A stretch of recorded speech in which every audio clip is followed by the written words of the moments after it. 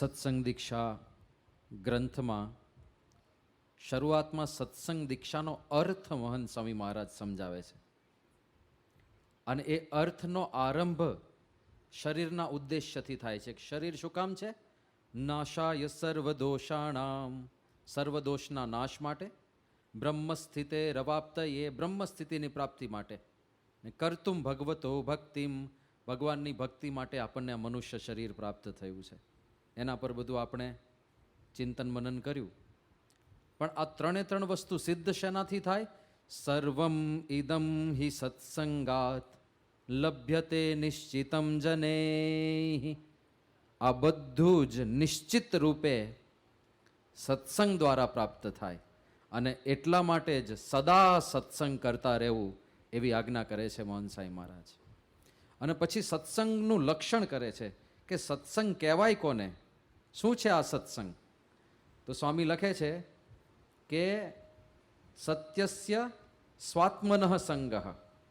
પહેલાં તો આપણા સ્વરૂપને આત્મા માનવું અને પછી એને આત્મારૂપ જાણીને અક્ષરમહમ પુરુષોત્તમ દાસોસ્મી, એ આપણા આત્માનો સંગ છે. સત્યસ સ્વાત્મનઃ સંગઃ, સત્યસ્ય પરમાત્મનઃ, સત્ય એવા પરમાત્માનો સંગ. સત્યસ્ય ચ ગુરોઃ સંગઃ, સત્ય એવા ગુરુનો સંગ. સત્શાસ્ત્રાણામ તથૈવ ચ, સતશાસ્ત્રોનો સંગ. અને આવો દિવ્ય સત્સંગ કરતાં કરતાં વ્યક્તિ સુખી થઈ જાય છે. આત્માનો સંગ એટલે પહેલાં તો આત્મજ્ઞાન દ્રઢ હોવું જોઈએ. પછી પરમાત્માનો સંગ, પરમાત્મા ઓળખાવા જોઈએ. ગુરુનો સંગ, પણ કેવા? સત્યસ્ય ચ ગુરોઃ સંગઃ, સાચા ગુરુનો સંગ. અને સતશાસ્ત્રાણામ, સતશાસ્ત્રનો સંગ, સાચા શાસ્ત્ર. શાસ્ત્ર શું છે? લખાણ છે. કોઈક વ્યક્તિ દ્વારા લખાયેલું લખાણ, એ જ શાસ્ત્ર છે. તો ઘણીવાર એવું બન્યું છે કે અયોગ્ય વ્યક્તિએ કંઈક લખી નાખ્યું હોય, શાસ્ત્ર તો લખાણ જ છે, it is nothing but a book, એક પુસ્તક જ છે. અયોગ્ય વ્યક્તિ દ્વારા લખાઈ ગયેલું હોય એવું પણ શાસ્ત્રના સ્વરૂપમાં પ્રસિદ્ધ છે. એટલા માટે શાસ્ત્રમાં પણ આગળ એક વિશેષણ મૂક્યું, સતશાસ્ત્ર. સતશાસ્ત્રનો સ્પર્શ કરજો, ખોટું શાસ્ત્ર ના પકડાઈ જાય. અને એમાં પણ શ્રીજી મહારાજે વચનામૃતમાં આપણને વિવેક શીખવાડ્યો કે સતશાસ્ત્રનું શ્રવણ પણ સત્પુરુષ દ્વારા કરવું. નહીં તો સતશાસ્ત્રના ખોટા અર્થ સમજાવીને કોઈક બીજા રવાડે ચડાવી દેશે. આ તો બધું સંસ્કૃત છે અને સંસ્કૃતમાં એક શબ્દના 1000 અર્થ થાય. તો જે પોતાને સિદ્ધાંત કહેવો હોય એ સંસ્કૃત શ્લોકમાંથી જાતે ડિરાઈવ કરીને એ રવાડે લોકોને ચડાવી દે. એવા અંધ પરંપરાઓ ઘણી ચાલે છે દુનિયામાં. લોકો આંખો બંધ કરીને જેને તેને ફોલો કરતા હોય છે. સતશાસ્ત્રનો સાચો અર્થ નહીં, કંઈક જુદી દિશામાં લોકો ફંટાઈ ગયેલા હોય છે. એટલા માટે આગળ બધામાં સત્યસ્ય સ્વાત્મનઃ સંગ, સત્યસ્ય પરમાત્મનઃ, સત્યસ્ય ચ ગુરોઃ સંગઃ, સતશાસ્ત્રાણામ, બધામાં સત્ય સત્ય સત્ય. અને આ સત્સંગનું લક્ષણ કરીને કહ્યું કે આવો દિવ્ય સત્સંગ કરતા રહેવું. પછી દીક્ષાનો અર્થ સમજાવે છે. દીક્ષેતિ દૃઢ સંકલ્પ. દીક્ષા એટલે દ્રઢ સંકલ્પ, એકદમ પાક્કો સંકલ્પ કરવો કે હવે હું આ રીતે આચરણ કરીશ, એને દીક્ષા કહેવાય છે. સશ્રદ્ધમ નિશ્ચયો ચલઃ, શ્રદ્ધાપૂર્વકનો અચળ નિશ્ચય, એ પણ દીક્ષા છે. સમ્યક સમર્પણમ પ્રીત્યા, પ્રેમપૂર્વક સમ્યક સમર્પણ કરવું. નિષ્ઠા વૃતમ દૃઢાશ્રય, નિષ્ઠાપૂર્વક રહેવું, વ્રતનું પાલન કરવું અને આશરો દ્રઢ રાખવો, આનું નામ દીક્ષા. સત્સંગ અને દીક્ષા બંને ભેગું થયું. અને પછી એમ કહે છે કે આ શાસ્ત્રનો ઉદ્દેશ્ય શું છે? આ શાસ્ત્રમાં શું અમે નવું લખીએ છીએ?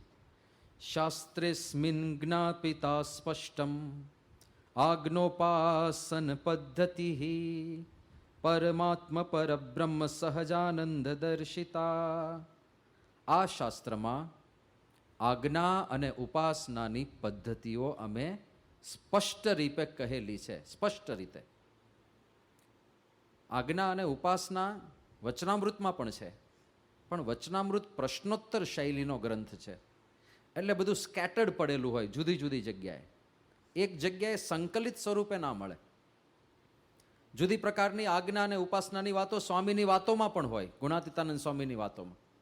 પણ એમાંય જે વિષય નીકળ્યો હોય એ પ્રમાણે સ્વામીએ વાતો કરી હોય. એટલે ગોઠવેલું ના હોય, બધું જુદું જુદું પડ્યું હોય. ગુણાતીત સત્પુરુષોએ જે અત્યાર સુધી વાતો કરી હોય એમાં પણ આજ્ઞા અને ઉપાસનાનું બધું નિરૂપણ હોય જ, પણ એ બધું છૂટું છૂટું પડ્યું હોય. કોઈ એક જગ્યાએ સિસ્ટમેટિક બધા સિદ્ધાંતો એક સાથે નિરૂપિત કર્યા હોય આજ્ઞા અને ઉપાસનાના, એવું કોઈ શાસ્ત્ર હોય તો આ ગાગરમાં સાગર સમાયો છે. જે કાંઈ સમજવાનું છે અને જે કાંઈ આચરવાનું છે એ બધું આમાં આવી ગયું. ઉપાસના સમજવાની છે અને આજ્ઞા આચરવાની છે. તો આપણે આજે આરંભ કરીએ જે સમજવાનું છે એનો. શું સમજવાનું છે સત્સંગમાં? તો તત્વજ્ઞાન જે આપણું છે, 5 જે મૂળ તત્વોનો સ્વીકાર કર્યો છે ભગવાન સ્વામિનારાયણ. જીવસ્તથેશ્વરશ્ચૈવ માયા બ્રહ્માક્ષરમ તથા. જીવ, ઈશ્વર, માયા, અક્ષર બ્રહ્મ. પરબ્રહ્મેતિ તત્વાની ભિન્નાની પંચ સર્વદા. જીવ, ઈશ્વર, માયા, બ્રહ્મ અને પરબ્રહ્મ, આ 5 તત્વો ભિન્ન છે. નિત્યાની અથ ચ સત્યાની વિજ્ઞેયાની મુમુક્ષુભિઃ. નિત્ય છે, સત્ય છે અને મુમુક્ષુએ જાણવા યોગ્ય છે. અને સ્વામિનારાયણેન એવં સિદ્ધાંતિતમ સ્વયં સ્ફુટમ. આવું સ્પષ્ટપણે, આ વિસલિંગ થાય છે ભાઈ, આવું સ્પષ્ટપણે ભગવાન સ્વામિનારાયણે સિદ્ધાંત કરેલો છે. જીવ, ઈશ્વર, માયા, બ્રહ્મ અને પરબ્રહ્મ. પ્રથમનું 7મું વચનામૃત અને અંત્યનું 10મું વચનામૃત. આ બંનેમાં શ્રીજી મહારાજે આ તત્વજ્ઞાન સમજાવ્યું કે આ લોકની અંદર આ સમસ્ત અનંતકોટી બ્રહ્માંડમાં 5 મૂળભૂત તત્વો છે, જેમાંથી આ જે કાંઈ બનેલું દેખાય છે એ 5માંથી જ કંઈક હશે. જીવ, ઈશ્વર, માયા, બ્રહ્મ અને પરબ્રહ્મ. હવે શાસ્ત્ર એના એ જ છે, પણ જે આચાર્ય જેવું સમજ્યા એવું લોકોને સમજાવ્યું. કેમ શ્રીજી મહારાજને કંઈક જુદું આપવું પડ્યું? કારણ કે પોતે પરબ્રહ્મ પરમાત્મા છે. એ હસતા મલક બધું જ જુએ છે. આની પહેલા શંકરાચાર્યજી થઈ ગયા, જેમણે અદ્વૈત મત આપ્યો. એ જ ઉપનિષદોમાંથી આપ્યો, એ જ બ્રહ્મસૂત્રમાંથી આપ્યો, એ જ શ્રીમદ ભગવદ્ ગીતામાંથી આપ્યો. પણ શંકરાચાર્યજીએ જે મત આપ્યો એમાં એવું કીધું કે સર્વમ ખલ્વિદમ બ્રહ્મ નેહ નાનાસ્તિ કિંચન. આ બધું જ બ્રહ્મ છે. એમના માટે બ્રહ્મ અને પરબ્રહ્મ બે જુદા તત્વ નથી. સર્વપ્રથમ બ્રહ્મ અને પરબ્રહ્મ બે જુદા તત્વ છે એવું કોઈ કહ્યું હોય તો એ શ્રીજી મહારાજે લોકોને સમજાવ્યું છે. શાસ્ત્રમાં તો લખેલું જ છે, પણ એનું યથાર્થ અર્થ કોઈ ના સમજાવી શક્યું. સર્વમ ખલ્વિદમ બ્રહ્મ કહીને શંકરાચાર્ય જેવું સમજાવે છે કે બધું જ બ્રહ્મ છે, એટલે કે બધા જ ભગવાન છે. બધું જ બ્રહ્મ. આ સ્પીકર પણ બ્રહ્મ, આ માઇક પણ બ્રહ્મ, આ ટેબલ પણ બ્રહ્મ, આ પણ બ્રહ્મ, હું પણ બ્રહ્મ, તમે પણ બ્રહ્મ. બધું જ બ્રહ્મ. તો પછી આ દેખાય છે ને આખી દુનિયા, એ પણ બ્રહ્મ, આ બધું બ્રહ્મ. તો બંધન શેનું? બ્રહ્મને શેનું બંધન? કે અજ્ઞાનનું બંધન છે. અને જ્યારે અજ્ઞાન છૂટી જશે ત્યારે એને પોતાને જ રિયલાઇઝ થઈ જશે કે હું ભગવાન છું. એવું તો મેચ નથી થતું પાછું. બીજા શાસ્ત્રો જોઈએ, કૃષ્ણ ભગવાને એવું કીધું, બ્રહ્મભૂત પ્રસન્નાત્મા ન શોચતી ન કાંક્ષતી સમઃ સર્વેષુ ભૂતેષુ મદભક્તિમ લભતે પરામ. જે બ્રહ્મરૂપ થઈ જાય એને મારી ભક્તિનો અધિકાર મળે. જે બ્રહ્મરૂપ થાય એને પરબ્રહ્મની ભક્તિનો અધિકાર મળે. તો એ તો લોકોને સમજાતું જ નથી. બ્રહ્મરૂપ થયો એનો અર્થ અદ્વૈત પ્રમાણે તો ભગવાન બની ગયો. ભગવાન બની જાય તો ભગવાનની ભક્તિ, એટલે ભગવાનને ભગવાનની ભક્તિ કરવાની. એટલે આ બધું અસમંજસ ઘણી બધી છે. એ બીજા આચાર્યોને પણ લાગ્યું કે અદ્વૈતમાં થોડો પ્રશ્ન તો છે જ. અને અદ્વૈતમાં બધા જ ભગવાન, તો પછી જન્મ મરણ કોનું? આજે જન્મ મરણના ચક્કરમાં કોણ ફર્યા કરે છે? ભગવાન ફર્યા કરે છે, એવો અર્થ થયો ને. શ્રીજી મહારાજે કીધું કે તો ભગવાનને માથે જન્મ મરણ ઠેરાણું, એ લોકોને ખબર નથી પડતી. વચનામૃતમાં મહારાજે ચોખ્ખું લખ્યું. એટલે ત્યાં પ્રશ્ન છે. પછી રામાનુજાચાર્ય આવે. રામાનુજાચાર્યજીએ એવું સમજાવ્યું 3 તત્વ છે. આ થોડી તત્વજ્ઞાનની ભારે વાતો છે, એટલે તમે ધીરજ ધરજો. રામાનુજાચાર્ય એવું કહ્યું કે જીવ, જગત અને જગદીશ 3 તત્વ હોવા જોઈએ. જીવ એટલે આપણે બધા, જગત એટલે સૃષ્ટિ, એ પણ દેખાય છે, અનુભવાય છે. શરીર શેમાંથી બનેલું છે, સાથે સાથે આપણને વાસનાની અનુભૂતિ થાય છે, બંધનની અનુભૂતિ થાય છે, અમુક ક્રિયાઓ આપણને નથી કરવી છતાંય ફોર્સફુલ્લી કરવી પડે છે, એવી પણ અનુભૂતિ થાય છે. તો કોઈક આપણને બાંધીને બેઠું છે, તો બંધન અનુભવાય છે. એ માયાનું બંધન છે, એ અહમ અને મમત્વનું બંધન છે, એ વાસના અને આસક્તિનું બંધન છે. તો એ પણ સમજાય એવું છે. અને આ બંધનથી મુક્ત થયા પછી ક્યાં જવાનું છે? તો પરમાત્મા પાસે જવાનું છે. એવું કોણે સમજાવ્યું? રામાનુજાચાર્યજી, શ્રીજી મહારાજ, પછી વલ્લભાચાર્યજીને, એ બધા લગભગ સિમિલર કોન્સેપ્ટમાં જ ગયા છે. ખાલી ઈષ્ટદેવ બદલાય અને મુક્તિમાં જે અનુભૂતિ થાય છે, મુક્તિની જે રીતિ છે, એમાં થોડું થોડું પરિવર્તન આવે. પણ ભગવાન સ્વામિનારાયણે કહ્યું કે નહીં, 5 તત્વ છે: જીવ, ઈશ્વર, માયા, બ્રહ્મ અને પરબ્રહ્મ. તો એમણે કેમ 5 કહ્યા? કારણ કે એ પરબ્રહ્મ છે, બધું હસ્તામલક જુએ છે. એમને ખબર છે કે જરૂરિયાત અને કલ્પનાને આધારે તત્વો નથી ઉત્પન્ન થતા, કે ચલો આ 3 તત્વોમાં કોન્સેપ્ટ સમજાવી શકાય છે તો 3માં પૂરું કરી દો. પણ એમને ખબર છે કે અક્ષર બ્રહ્મ નામનું તત્વ છે જ, ઈશ્વર નામનું એક જુદું તત્વ છે જ. તો કોણ છે ઈશ્વરો? તો આ બ્રહ્માંડનું સંચાલન જે મહાન ઈશ્વરોને સોંપવામાં આવે છે. ઈશ્વરોનો અર્થ જ થાય ઐશ્વર્યવાન, જે સંચાલન કરી શકે. તો પ્રધાન પુરુષ, વિરાટ પુરુષ, આ બધા બ્રહ્માંડના સંચાલક દેવો છે. અને એ બધા ઈશ્વરો છે, આખા આખા બ્રહ્માંડને સંભાળે છે. આપણે જેમ આપણે આપણા પરિવારના ઈશ્વર કહેવાય. એક ઘરને તો તમે સંભાળો છો ને, તો તમે ગૃહેશ કહેવાઓ બધા. અને આ બધા આખા બ્રહ્માંડના સંચાલકો છે. એ ઈશ્વર ચૈતન્યો છે. એ જીવ ચૈતન્ય કરતાં થોડા સમર્થ હોય છે શક્તિની દ્રષ્ટિએ, પણ એ પણ બંધનમાં તો છે જ. એને પણ એક જવાબદારીને એક શરીર ભગવાને આપેલું છે, એટલે એના ઉપર પણ બંધન છે. જીવ અને ઈશ્વર બંને માયામાં બંધાયેલા છે અનાદિકાળથી. જ્યારથી છે ત્યારથી બંધાયેલા છે. પણ જો માયાથી મુક્ત થવું હોય તો બ્રહ્મ અને પરબ્રહ્મ, આ 2 તત્વો અનાદિકાળથી માયા પર છે. એમાં અક્ષર બ્રહ્મ એ ભક્ત છે, પરબ્રહ્મ એ પરમાત્મા છે. એનાથી ઉપરની કોઈ શક્તિ નથી.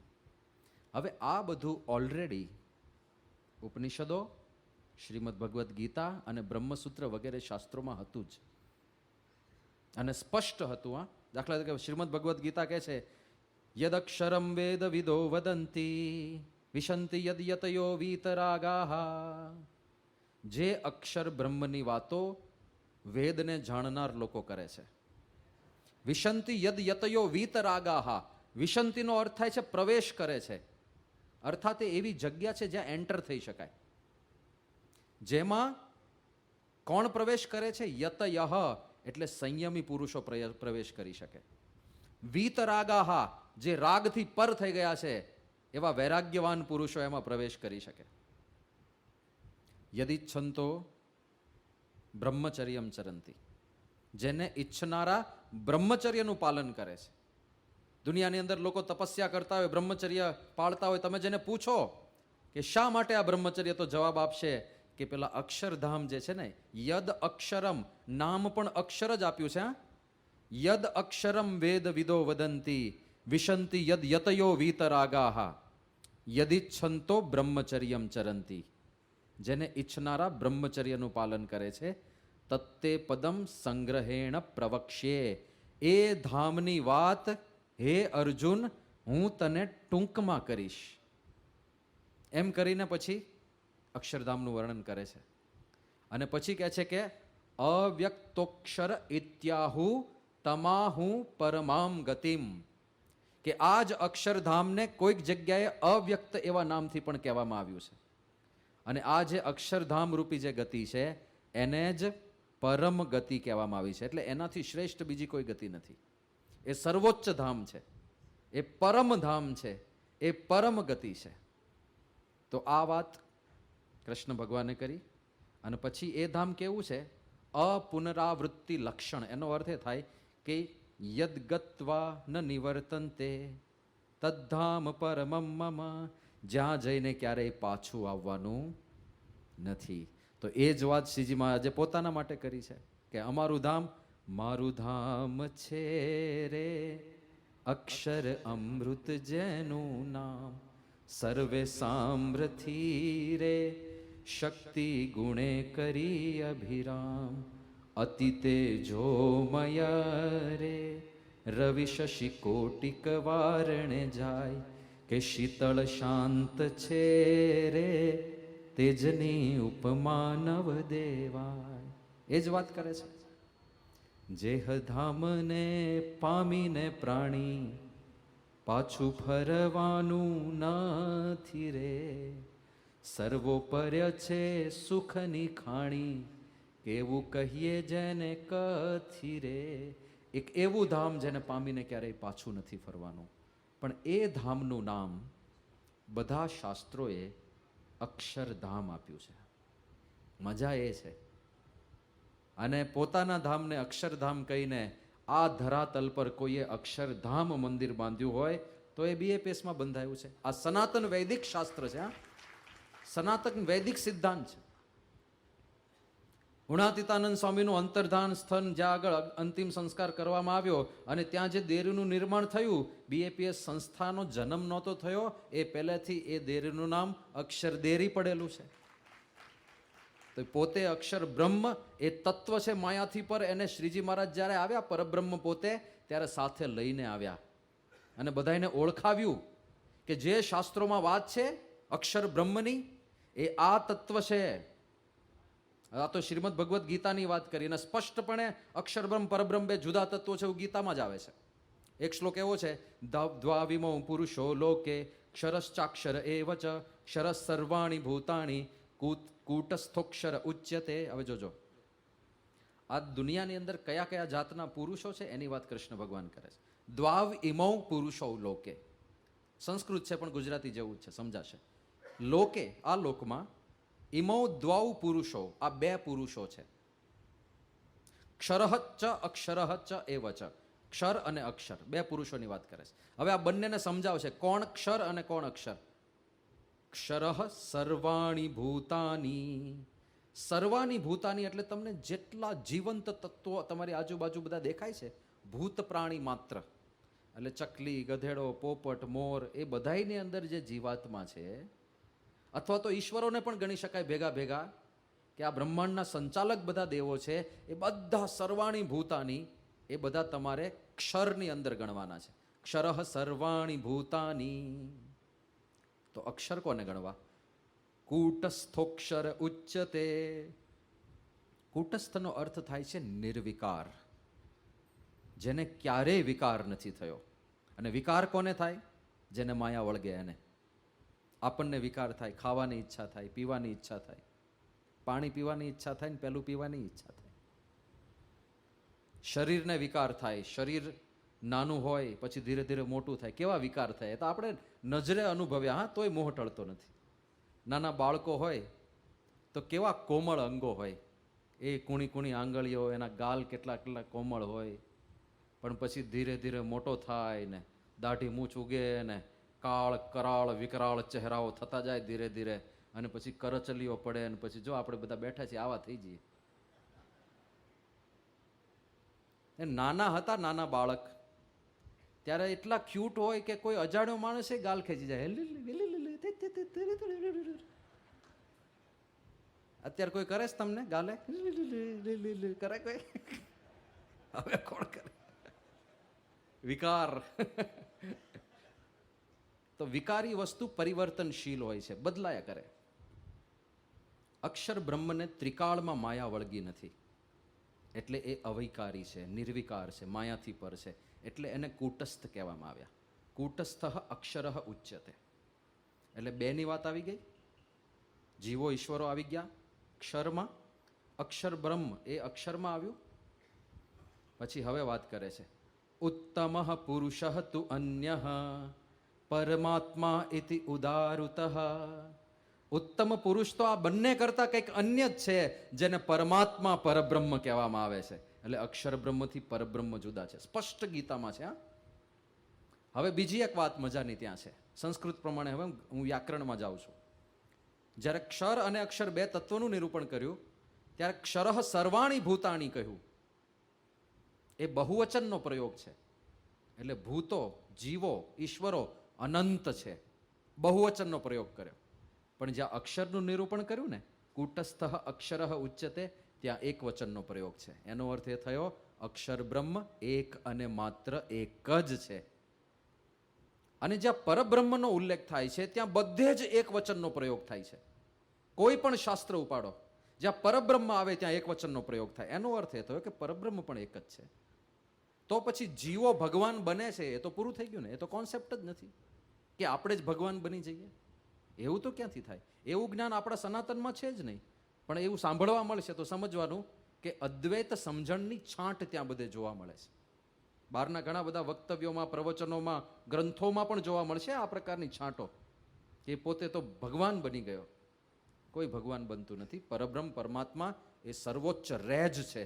એમના તુલ્ય કોઈ ના થઈ શકે, ક્યારેય ના થઈ શકે. સા કાષ્ઠા સા પરાગતિ, એ સૌથી ઉપર બેઠા છે. તો આ આખું તત્વજ્ઞાન સમજવાનું છે. અને બધા ઉપનિષદની અંદર જ્યારે આપણે ઊંડા ઉતરીએ ત્યારે આ અક્ષર પુરુષોત્તમ દર્શન જ ઉડીને આમ બહાર આવ્યા, સીધું જ બહાર આવે. બહુ આનંદ થાય આપણને. મુંડક ઉપનિષદ તો જાણે આખું મુંડક ઉપનિષદ જાણે શાસ્ત્રીજી મહારાજ પોતે લખતા હોય ને એ પ્રકારે લખાયેલું લાગે આપણને. હવે ક્યારે આ હજારો વર્ષ પહેલા લખાયેલું શાસ્ત્ર, ભગવાનની વાણી કહેવાય છે આ ઉપનિષદોને, વેદો. અને એમાં મુંડકમાં શરૂઆતમાં જ આવે છે કે શૌનકો હવે મહાશાલો, એક શૌનક નામના ઋષિ એ અંગીરા ઋષિ પાસે જાય છે અને એક પ્રશ્ન પૂછે છે, કસ્મિન્નું ભગવો વિજ્ઞાતે સર્વમ ઇદમ વિજ્ઞાતમ ભવતી ઇતિ. એવી કઈ વસ્તુને જાણી લઈએ જેનાથી બધું જ જણાઈ જાય, પછી કાંઈ જ બીજું જાણવાનું ના રહે. એક વસ્તુ એવી આપો જે ઓલ ઇન વન, એક વસ્તુ જાણી લીધી બધું જણાઈ જાય. અને પછી અંગીરા ઋષિ શરૂઆત કરે છે, દ્વે વિદ્યે વેદિતવ્યે પરાચે વા પરાચેતી. બે વિદ્યા જાણવા જેવી છે, પરાવિદ્યા અને અપરાવિદ્યા. તત્રા પરા, એમાં અપરાવિદ્યાની વાત કરું એમ કરીને ઋગ્વેદ, સામવેદ, યજુર્વેદ, અથર્વવેદ આ બધી વાત કરે છે. હા તો પણ ઋગ્વેદ, સામવેદ એ વેદોમાં તો પાછું બ્રહ્મ જ્ઞાન ના હોય. પણ વેદોમાં છે ને લૌકિક વ્યવહારની વાતો પણ છે. લોકો બ્રહ્મ જ્ઞાનને સાઈડમાં કરીને એને આત્મસાત કે જીવનમાં ઉતાર્યા વગર ખાલી લૌકિક વ્યવહારમાં પડી જાય છે. એટલે એ બધું અપરામાં મૂક્યું છે. અને પછી એ અપરા વિદ્યાનું નિરૂપણ થઈ જાય ને પછી આવે છે અથ પરા. હવે પરાવિદ્યાની વાત કરું છું. યયા તદ અક્ષરમ અધિગમ્યતે. અક્ષર શબ્દ આવ્યો હા ત્યાં. અર્થ શું થાય છે? પરાવિદ્યા કોને કહેવાય? યયા, જેના દ્વારા, તદ અક્ષરમ, એ અક્ષરધામને, અધિગમ્યતે, પમાય, જે વિદ્યા દ્વારા અક્ષરધામને પમાય એને પરાવિદ્યા જાણજો. તો પરાવિદ્યાનું ફળ અક્ષરધામ મુંડક ઉપનિષદ સ્પષ્ટ બોલે છે. અને પછી અક્ષરની જે મહત્તા આવે છે આપણને એમ થાય કે આ કદાચ પરબ્રહ્મનું નિરૂપણ હશે કે કેમ. દાખલા તરીકે ત્યાં સ્પષ્ટ લખ્યું છે કે આ અક્ષર બ્રહ્મ કેવું છે? તો યથોર્ણનાભિ સૃજતે ગૃહણતે ચ યથા પૃથિવ્યામ ઔષધયઃ સંભવંતી યથા સતઃ પુરુષાત કેશલોમાની તથાક્ષરાત સંભવતી હ વિશ્વમ. એવું કહ્યું કે અક્ષર બ્રહ્મમાંથી આખું વિશ્વ, વિશ્વ એટલે સઘળું અનંત કોટી બ્રહ્માંડ, એ અક્ષર બ્રહ્મમાંથી ઉત્પન્ન થાય છે. ઉત્પત્તિ સૃષ્ટિની પ્રક્રિયા ત્યાં મુંડકમાં દર્શાવી છે. અક્ષરાત સંભવતી હ વિશ્વમ. સમસ્ત જે તમને આસપાસમાં દેખાય છે સરાઉન્ડિંગ્સ, બધું અક્ષર બ્રહ્મમાંથી ઉત્પન્ન થયું છે. અને 3 ઉદાહરણથી સમજાયું. એની પણ એક મજા છે. કેવી રીતે અક્ષર બ્રહ્મમાંથી બધું ઉત્પન્ન થાય છે આ અનંત કોટી બ્રહ્માંડો? પહેલું, યથા ઉર્ણનાભિ સૃજતે ગૃહણતે ચ. ઉર્ણનાભિનો અર્થ થાય છે સંસ્કૃતમાં કરોળિયો. જેમ કરોળિયો તંતુ બનાવે ને, ઝાડુ બનાવે, અને જ્યારે ઈચ્છા થાય તમે નીચેથી આમ આંગળી અડાડો તો ટુંડું કરતો પાછો ઉપર જતો રહે. જે તંતુ નાભીમાંથી બહાર કાઢ્યું હોય એ તંતુ પાછું ગ્રહણ કરી લે, વૃક કરીને સીધું અંદર લઈ લે. જેમ કરોળિયો સ્વતંત્રપણે તંતુનું નિર્માણ કરે અને સ્વતંત્રપણે તંતુ સંકેલી લે, એમ અક્ષર બ્રહ્મ સ્વતંત્રપણે જ્યારે ઈચ્છે ત્યારે બ્રહ્માંડો બનાવે અને જ્યારે ઈચ્છે ત્યારે બધા બ્રહ્માંડો સમેટી લે. આ એ સ્વતંત્રતા છે. ખાલી પરબ્રહ્મને પરતંત્ર છે, બાકી અક્ષર બ્રહ્મ ઉપર પરબ્રહ્મ સિવાય કોઈનું આધિપત્ય નથી. તો પહેલું ઉદાહરણ આ આપ્યું. બીજું ઉદાહરણ, યથા પૃથિવ્યામ ઔષધય સંભવંતી. જેવી રીતે પૃથ્વીમાંથી જુદી જુદી ઔષધિઓ ઉત્પન્ન થાય છે, એવી રીતે અક્ષર બ્રહ્મમાંથી અનંત કોટી બ્રહ્માંડ જન્મે છે. આ ઉદાહરણમાં બહુ સારો મર્મ છે. પૃથ્વીમાં જે ઔષધિઓ એટલે કે વૃક્ષો જે કંઈ ઉત્પન્ન થાય છે, એ બધા પોતપોતાના બીજ પ્રમાણે ઉત્પન્ન થાય. ગોટલો વાવો તો શું બને? કેરી. લીંબોળી વાવો તો લીમડો. ટેટુ વાવો તો વડલો બને. તો તમે જેવું બીજનું આરોપણ કરો એવું વૃક્ષ થાય. ત્યાં આગળ સંસ્કૃતમાં જેને વૈષમ્ય નૈર્ઘૃણ્યનો સિદ્ધાંત કહે છે, એનો જવાબ પડ્યો છે. અક્ષર બ્રહ્મે સૃષ્ટિ તો બનાવી, બરાબર. પછી જે જે જીવો માયામાં લીન હતા એ બધાને પણ શરીર આપ્યા. એટલે આપણને ખાલી મનુષ્ય શરીર આપ્યા એટલો જ ખરું, એ તો ખરું જ. કોકને લીમડોય બનાવ્યો, કોકને ઘાસ બનાવ્યું, કોકને પીપળો બનાવ્યો, કોકને દીપડો બનાવ્યો, કોકને વાઘ બનાવ્યો, કોકને વાંદરો બનાવ્યો, કોકને કીડી મકોડા બનાવ્યા, કોકને અળસિયા બનાવ્યા, કોકને અહીંયા બધા જો આ ફૂદા ઉડે છે ને એ બનાવ્યા. હવે આને ફૂદો કેમ બનાવ્યો આપણને પ્રશ્ન થાય ને. કોકને આ બનાવ્યું, બિચારાનું વજૂદ શું? પેલા કાર્યકરનું ધ્યાન ના હોય તો પિચક દઈને હમણાં ચેપાઈ જાય, પૂરું થઈ ગયું. એના જીવનની તો કઈ કિંમત જ નહીં. તો કોઈકને આવું બનાવ્યું, કોકને આવું, કોકને જુદા જુદા શરીર આપ્યા, જુદી જુદી આવડત આપી, જુદી જુદી બુદ્ધિઓ આપી. આવું કેમ કર્યું? તો જેવું બીજ એવું વૃક્ષ. એ બીજ શું? આપણા કર્મ. આપણે જેવા કર્મ કર્યા હોય એવું શરીર મળે. આપણે પહેલા દિવસે વાત કરી હતી. ભીષ્મ પિતામહ ભલે હોય ભાઈ, પણ કર્મ તો ભોગવવું જ પડે. તો જેવું કર્મ કર્યું છે એવું શરીર પ્રાપ્ત થાય. એટલે તમે અક્ષર બ્રહ્મને એવી રીતે બ્લેમ ના કરી શકો કે વિષમતા કેમ છે, કેમ બધાને જુદું જુદું આપો છો, બધાને એક સરખું આપો. અક્ષર બ્રહ્મ કે આમાં અમારું કાંઈ છે જ નહીં, એણે જેવા કર્મ કર્યા એવું મળશે. આપણે ત્યાં ભગવાન ક્રૂર નથી એવા કે મારી ભક્તિ કરો તો જ હું તમને સુખ આપું, નહીં તો હું તમને નરકની અગ્નિમાં બાળું. અમુકમાં એવી બધી માન્યતાઓ છે કે જો ભગવાનની શરણાગતિ ના સ્વીકારો તો ભગવાન તમને નરકની અગ્નિમાં બાળશે. આપણે ત્યાં એવું નથી. શરણાગતિ તો જ સ્વીકારો જો મોક્ષ જોઈતો હોય.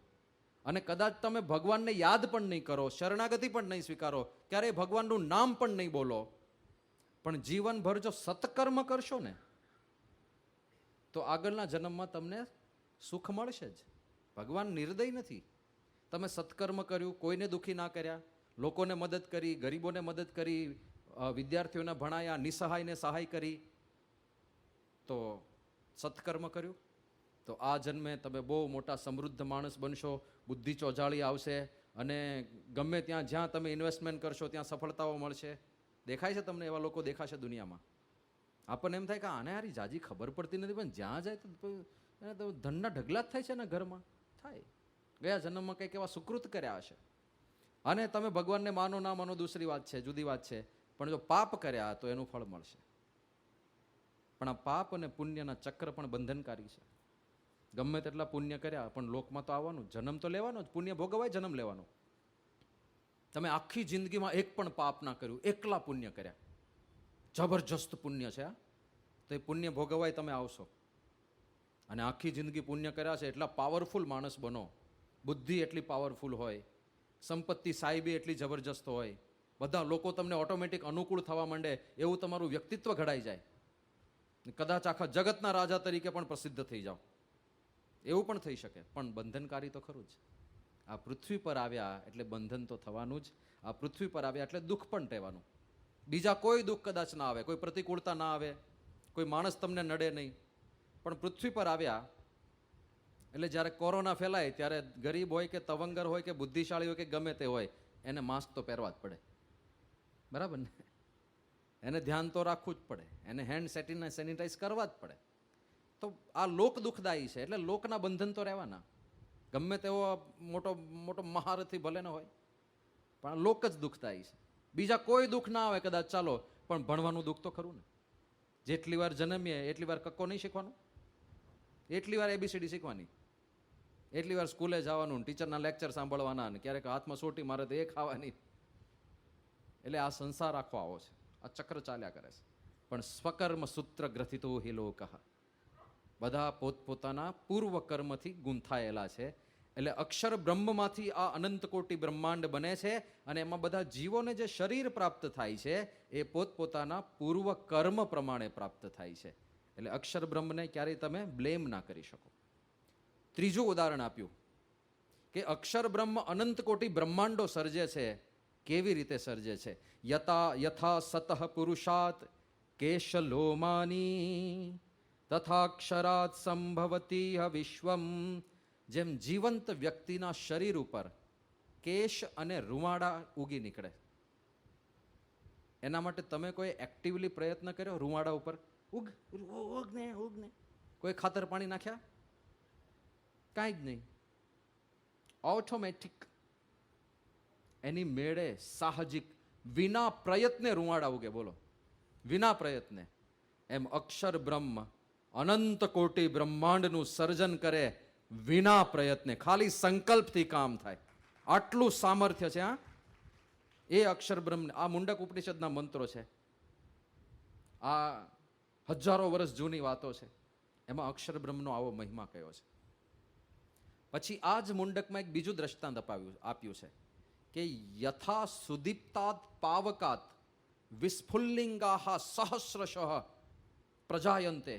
જેમ એક પ્રદીપ્ત અગ્નિ હોય, તમે જોજો કદાચ ગામડે પેલો લાકડાથી અગ્નિ પ્રગટ કર્યો હોય ને, લાકડાથી પ્રગટાવેલો, ઘરે ચૂલામાં એવું નથી થતું, પણ લાકડામાં અગ્નિ પ્રગટ કર્યો હોય ને તો એમાંથી જુદા જુદા વિસ્ફુલ્લિંગો નીકળે, તણખા બધા બહુ નીકળે.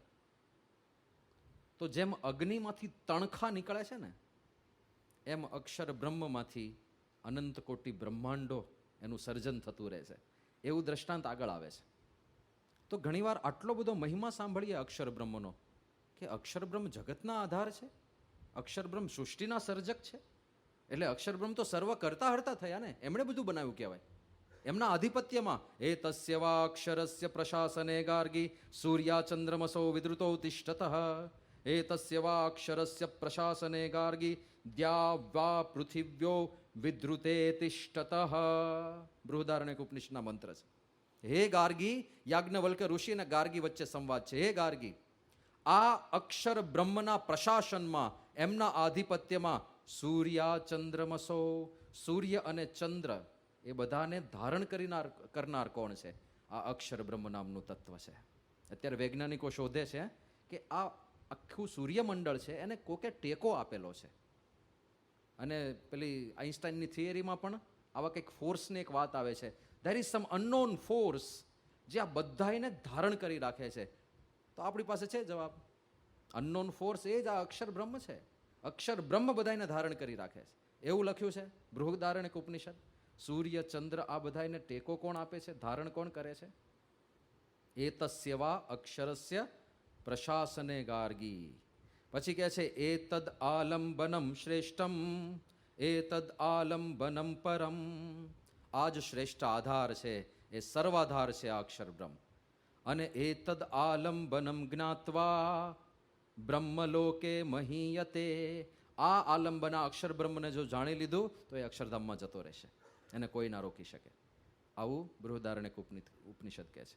સાથે સાથે બૃહદમાં જ બીજી એક વાત કરે છે કે યોવા એતદ અક્ષરમ ગાર્ગી અવિદિત્વા અસ્માત લોકાત પ્રેતિ સકૃપણ. હે ગાર્ગી, કોઈ આ દુનિયામાં જન્મ્યો પણ અક્ષર બ્રહ્મને ઓળખ્યા વગર ઉપડી ગયો તો સકૃપણ એવું કીધું, એ બિચારો દયનીય પરિસ્થિતિ વાળો છે. અમુકને જોઈને આપણને દયા આવી જાય ને, કેવો બિચારો, કેવો કે જેણે આ અક્ષર બ્રહ્મને જાણ્યા નહીં, ભલે દુનિયાનો રાજા હોય, ભલે ધોમધોમ સાહેબી હોય, ભલે મોટો મોટો એક્ટર હોય, કેક્ટર હોય, ટ્રેક્ટર હોય, ક્રિકેટર હોય, જે હોય તે, પણ અક્ષર બ્રહ્મને જાણ્યા વગર ગયો, દયનીય પરિસ્થિતિ. આવું બૃહદારણ્યક ઉપનિષદ કહે છે, અક્ષર બ્રહ્મને જાણ્યા વગર ગયો તો કૃપણ, બિચારો દરિદ્ર છે, દયનીય છે, આખો જન્મ એને ખોયો. પણ અથય એ તદક્ષરમ ગાર્ગી વિદિત્વાસ્માન લોકાત પ્રેતિ સબ્રાહ્મણ, જે આ અક્ષર બ્રહ્મને જાણીને આ સંસાર છોડે છે એ સાચો બ્રહ્મજ્ઞાની બને છે, એ ભગવાનના ધામને પામે છે. આ બૃહદારણ્યક ઉપનિષદ કહે છે. જ્યાં હાથ નાખો ને ઉપનિષદમાં ત્યાં અક્ષર અને પુરુષોત્તમ છે. આ બધે અક્ષર બ્રહ્મનો મહિમા. તો આ બધો મહિમા સાંભળીને એવું થઈ જાય કે હારું, આ તો ભગવાનની વાત લાગે છે, આ અક્ષર નામનું તત્વ હશે આવું જુદું, આ તો ભગવાન જ હોવા જોઈએ. પણ આ બધું મુંડક ઉપનિષદમાં આવ્યું, અક્ષર અક્ષર અક્ષર અક્ષર, અને પછી બ્રહ્મ વિદ્યાની વ્યાખ્યા આવે છે મુંડકમાં. યેનાક્ષરમ પુરુષમ વેદ સત્યમ પ્રોવાચ તામ તત્વતો બ્રહ્મ વિદ્યા. બ્રહ્મ વિદ્યા કોને કહેવાય? જેનાથી અક્ષર બ્રહ્મ અને પુરુષોત્તમ પરબ્રહ્મનું તત્વતઃ જ્ઞાન થાય, એ જ બ્રહ્મ વિદ્યા. તો અહીંયા તો અક્ષર ને પુરુષ, પાછા પુરુષ નામનું બીજું તંત્ર આવ્યું. અને એમાં અક્ષર કોણ? તો એમાં પાછું અક્ષરાત સંભવતી વિશ્વમ, એ બધી વાત આવે. અને જ્યારે પુરુષનું નિરૂપણ કરે છે ત્યારે એવું કહેવાય છે અક્ષરાત પરતઃ પરઃ. એ પુરુષ એટલે કે પુરુષોત્તમ કેવા છે, એ પરબ્રહ્મ કેવા છે, એ તો અક્ષર બ્રહ્મથી પણ પર છે, એ તો એનાથી પણ આગળ જઈને બેઠા છે. તો અક્ષર બ્રહ્મને જ આપણે હજી સમજી નથી શકતા. એ અનંત બ્રહ્માંડો બનાવે છે અને વગર પ્રયત્ને બનાવે છે, ખાલી સંકલ્પ માત્રથી બનાવે છે. આવી સામર્થ્ય તો આ અક્ષર નામના તત્વમાં છે. અને પરબ્રહ્મ માટે એવું કહેવાય છે અક્ષરાત પરતઃ પરઃ. એ અક્ષર બ્રહ્મથી પણ ક્યાંય પર છે. તમે મોઢેથી જે વિશેષણો બોલી શકો ને એ બધા અક્ષર બ્રહ્મમાં સેટ થઈ જાય. તમે કહો સર્વ કરતા હરતા, અક્ષર બ્રહ્મ પણ સર્વ કરતા હરતા છે. તમે કહો સર્વ નિયામક, એ પણ સર્વ નિયામક છે. તમે કહો માયાથી પર જઈને બેઠા હોય છે, અક્ષર બ્રહ્મ પણ માયાથી પર જઈને બેઠા હોય છે. તમે કહો સૃષ્ટિના સર્જક, અક્ષર બ્રહ્મ પણ સૂર્યના સર્જક છે. જે વિશેષણ નાખો, દયાળુ રાખો, સર્વરક્ષક રાખો, બધું જાણનાર સર્વજ્ઞ રાખો, યહ સર્વજ્ઞ સર્વવિદ યસ્ય જ્ઞાનમયમ તપઃ, એ બધું અક્ષર બ્રહ્મ માટે લખાયેલું જ છે. તો પરબ્રહ્મ માટે શું બચ્યું? એક જ કહેવાનું, અક્ષરાત પરતઃ પરઃ. આ તો અક્ષર બ્રહ્મથી પણ આગળ છે. અને મહંત સાહેબ મહારાજ તો એક વખત એવું બોલ્યા હતા, મહંત સાહેબ મહારાજ કે અક્ષર બ્રહ્મ એક જ છે તત્વતઃ, પણ કદાચ કદાચ અનંત અક્ષર બ્રહ્મ હોય તો એ અનંત ભેગા થઈને પણ એક પરબ્રહ્મની તોલે ના થઈ શકે. ત્યાં પરબ્રહ્મ પરમાત્મા બેઠા છે. એટલે આ અક્ષર પુરુષોત્તમ સિદ્ધાંત છે. તો પહેલા તો અક્ષર બ્રહ્મ એ અનાદિકાળથી માયા પર છે. એ પરબ્રહ્મ પુરુષોત્તમના સેવક છે, દાસ છે. આ જે સિદ્ધાંત સૌથી પહેલા કોઈએ સમજાવ્યો, ભગવાન સ્વામિનારાયણે સમજાવ્યો. અને બહુ સ્પષ્ટપણે મહારાજ કે એ અક્ષર ભગવાનના ધામ રૂપે તો છે જ, પણ એ જ અક્ષર ધામમાં સેવક રૂપે છે અને પરબ્રહ્મની સેવામાં છે. હવે આ છે ને, આ કોણ કહી શકે કે અક્ષરધામમાં એ જ અક્ષર બ્રહ્મ સેવક રૂપે પણ છે? આ નિરૂપણ કોણ કરી શકે? એ પરબ્રહ્મ પરમાત્મા જે પોતે જોતા હોય સામે કે અહીંયા પણ છે, મૂર્તિમાન છે, બધા એના આદર્શ રૂપે ત્યાં ઊભા છે, એ જ બોલી શકે. બાકી આ વર્ણન બીજું કોઈ ના કરી શકે. તો આમ શાસ્ત્રનું જ્યારે આપણે અધ્યયન કરીએ તો વાતે વાતે આપણને જે આપણો અક્ષર પુરુષોત્તમ સિદ્ધાંત છે એ જ રિફ્લેક્ટ થતો દેખાય. અને આ સમજો, આ વાતો ક્યારની છે? જ્યારે બ્રહ્માંડો નહોતા બન્યા એ પહેલાં આ બધું હતું. આ બ્રહ્માંડની રચના નહોતી થઈ, એની પહેલાંય બીજા બધા બ્રહ્માંડો હશે. બ્રહ્માંડો તો અનંત છે. કોઈક બ્રહ્માંડ અત્યારે બની રહ્યું હશે, કોઈક બ્રહ્માંડ અત્યારે નાશના આરે હશે, કોઈક બ્રહ્માંડ અત્યારે, આપણો તો અત્યારે હજી આ બ્રહ્માંડ હજી 50 વર્ષનું થયું. 100 વર્ષ બ્રહ્માંડની આવરદા હોય. આપણા 100 નહીં હો, બ્રહ્માજીના 100. તો આ બ્રહ્માંડ 50 વર્ષનું થયું છે. અને દ્વિતીય પરાર્ધે શ્રી શ્વેત વારાહ કલ્પે બીજા પરાર્ધનો હજી આરંભ થયો છે. એટલે અડધી ઉંમરે પહોંચ્યું છે આ બ્રહ્માંડ. પણ કોઈક બ્રહ્માંડ એવું હશે કે હજી જન્મ્યું જ હશે તાજું તાજું. કોઈક બ્રહ્માંડ એવું હશે કે હવે બહુ ઘરડું થઈ ગયું ને હવે ધ્વસ્ત થવાના આરે હશે. કોઈક બ્રહ્માંડ 75 વર્ષનું થયું હશે, કોઈક 90નું થયું હશે, કોઈક બ્રહ્માંડમાં શ્રીજી મહારાજ ગયા હશે, કોઈક બ્રહ્માંડમાં નહીં પણ ગયા હોય, જે જવાના બાકી હશે. કોઈક બ્રહ્માંડમાં શ્રીજી મહારાજ પોતે પ્રગટ પણ હશે, સાક્ષાત ચરિત્રો કરતા હશે. અત્યારે આપણે જેમ 7મી પેઢી ચાલે છે મહંત સાઈ મહારાજ, એમ કોઈક બ્રહ્માંડની અંદર 1005મી પેઢી ચાલતી હશે, અને ત્યાં એકદમ ફૂલગુલાબી સત્સંગ ચાલતો હશે. અનંત કોટી બ્રહ્માંડનો ખેલ છે. હા, પણ આ બ્રહ્માંડો નહોતા, એ પેલાના આ પર તત્વો છે. અનંત કોટી બ્રહ્માંડની ઉપર અક્ષર બ્રહ્મ અને પરબ્રહ્મ વિરાજે છે, અને બંને એક જ છે. પાછું એક વચનનો પ્રયોગ થાય છે. એટલે ઘણીવાર એક એવું મિસકોન્સેપ્શન હિન્દુ ધર્મ વિશે પરદેશમાં બહુ છે કે હિન્દુ ધર્મ એટલે કેવો ધર્મ? આ religion which believes in multiple gods. એક એવો ધર્મ જે ઘણા બધા ભગવાનમાં માને છે. સારું, એ સમજવાનું છે થોડું. આપણે ત્યાં ઘણા બધા ભગવાન છે, વાત સાચી. આપણે ત્યાં ઘણા બધા દેવો છે, એ વાત પણ સાચી. કારણ કે ભગવાન અને દેવ શબ્દ છે ને, બંને જેનેરિક શબ્દો છે. જેનેરિક એટલે ઘણા બધા માટે વપરાય. ભગવાન શબ્દ શાસ્ત્રોમાં આપણે અભ્યાસ કરીએ, દાખલા તરીકે અહીંયા આગળ શૌનક ઋષિ એ જ્યારે આવ્યા અંગિરા ઋષિ પાસે મુંડક ઉપનિષદમાં, ત્યારે પ્રશ્નમાં શું પ્રયોગ કરે છે? કસ્મિનનું ભગવો વિજ્ઞાતે. હે ભગવાન, શું જાણવાથી બધું જણાઈ જાય? એનો અર્થ એ થયો કે એક ઋષિ માટે પણ ભગવાન શબ્દ વપરાય છે. ભગવાન શબ્દનો અર્થ ભગવાળો એવો થાય. જેની અંદર ભગ હોય એને ભગવાન કહેવાય. જેમ ધનવાન કોને કહેવાય? જેની પાસે ધન હોય એને ધનવાન કહેવાય. જ્ઞાનવાન કોને કહેવાય? જેની પાસે જ્ઞાન હોય. વિદ્યાવાન કોને કહેવાય? જેની પાસે વિદ્યા હોય. એમ ભગવાન જેની પાસે ભગ હોય. હવે આ ભગ શું છે એ સમજાવો. તો 6 પ્રકારના ભગનું નિરૂપણ શાસ્ત્રોમાં મળે છે. જ્ઞાન, શક્તિ, વીર્ય, તેજ, આવા બધા ભગ છે. પણ આ 6માંથી એક પણ ભગ હોય ને તોય ભગવાન કહી શકાય. જેમ ધનવાન તો લાખ રૂપિયા હોય એ ધનવાન તો કહેવાય જ, પણ કરોડ હોય તોય ધનવાન કહેવાય, પણ અબજ હોય તોય ધનવાન કહેવાય, પણ 1000 અબજ હોય તોય ધનવાન કહેવાય. પણ ધનવાનમાં ફેર છે ને, ફેર છે.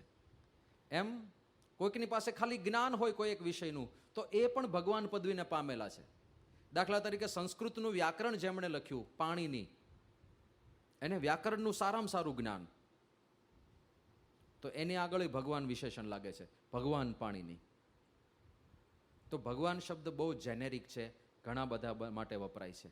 અમુક જગ્યાએ રાજા માટે પણ ભગવાન શબ્દનો પ્રયોગ થયેલો દેખાય છે.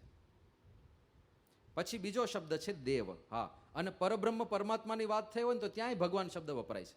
એટલે આખી આમ સ્પેક્ટ્રમ છે, છેક સુધી વાપરી શકાય. જેમ શ્રીમાન શબ્દ બધા માટે નથી વાપરતા આપણે, શ્રીમાન, તમને પણ બધા શ્રીમાન કહેતા જ હશે ને, તો ભગવાનને પણ શ્રીમાન કહી શકાય. એના જેવું છે. ભગવાન એવો શબ્દ છે. દેવ પણ એવો શબ્દ છે. દેવ એટલે જ્યાં થોડી કંઈક દિવ્યતા દેખાય એ બધાને દેવ શબ્દથી વપરાય છે. ઇન્દ્રને પણ દેવ કહેવાય છે. પછી દેવો કે દેવ, મહાદેવ. શંકર ભગવાનને પણ દેવ કહેવાય છે. પણ ક્યાં ઇન્દ્ર અને ક્યાં શંકર ભગવાન? ઇન્દ્રને જ્યારે પ્રશ્ન થાય ત્યારે શરણાગતિ ત્યાં લેવા જાય, પ્રભુ રક્ષા કરો બાપુ, હવે નહીં સહન થાય, આ દાનવો મારી નાખશે બાપા, આ તમે કંઈક દયા કરો. તો ઇન્દ્રનું તો કાંઈ વજૂદ જ નથી મહાદેવ પાસે. પણ બેવ માટે દેવ શબ્દ તો વપરાય જ. પણ ઋષિ માટે પણ દેવ શબ્દ વપરાય, રાજા માટે પણ દેવ શબ્દ વપરાય. નરદેવ એટલે રાજા થાય. અને પરબ્રહ્મ પરમાત્મા માટે પણ દેવ શબ્દ વપરાય. અધ્યાત્મ યોગાધિગમેન દેવમ મત્વા હર્ષ શોકો જહાતી. તો ત્યાં આગળ દેવ શબ્દ પરમાત્મા પરબ્રહ્મ માટે વપરાયો છે. અને તમે બધાય દેવતાઓ છો. પતિદેવ, ઓમ પતિદેવાય નમઃ છો ને બધા, પતિદેવ કોઈકને કોઈકના. તો દેવ શબ્દ તો પતિદેવ માટે વપરાય છે. તો દેવ શબ્દ પણ બહુ જેનેરિક છે, ભગવાન શબ્દ પણ જેનેરિક છે.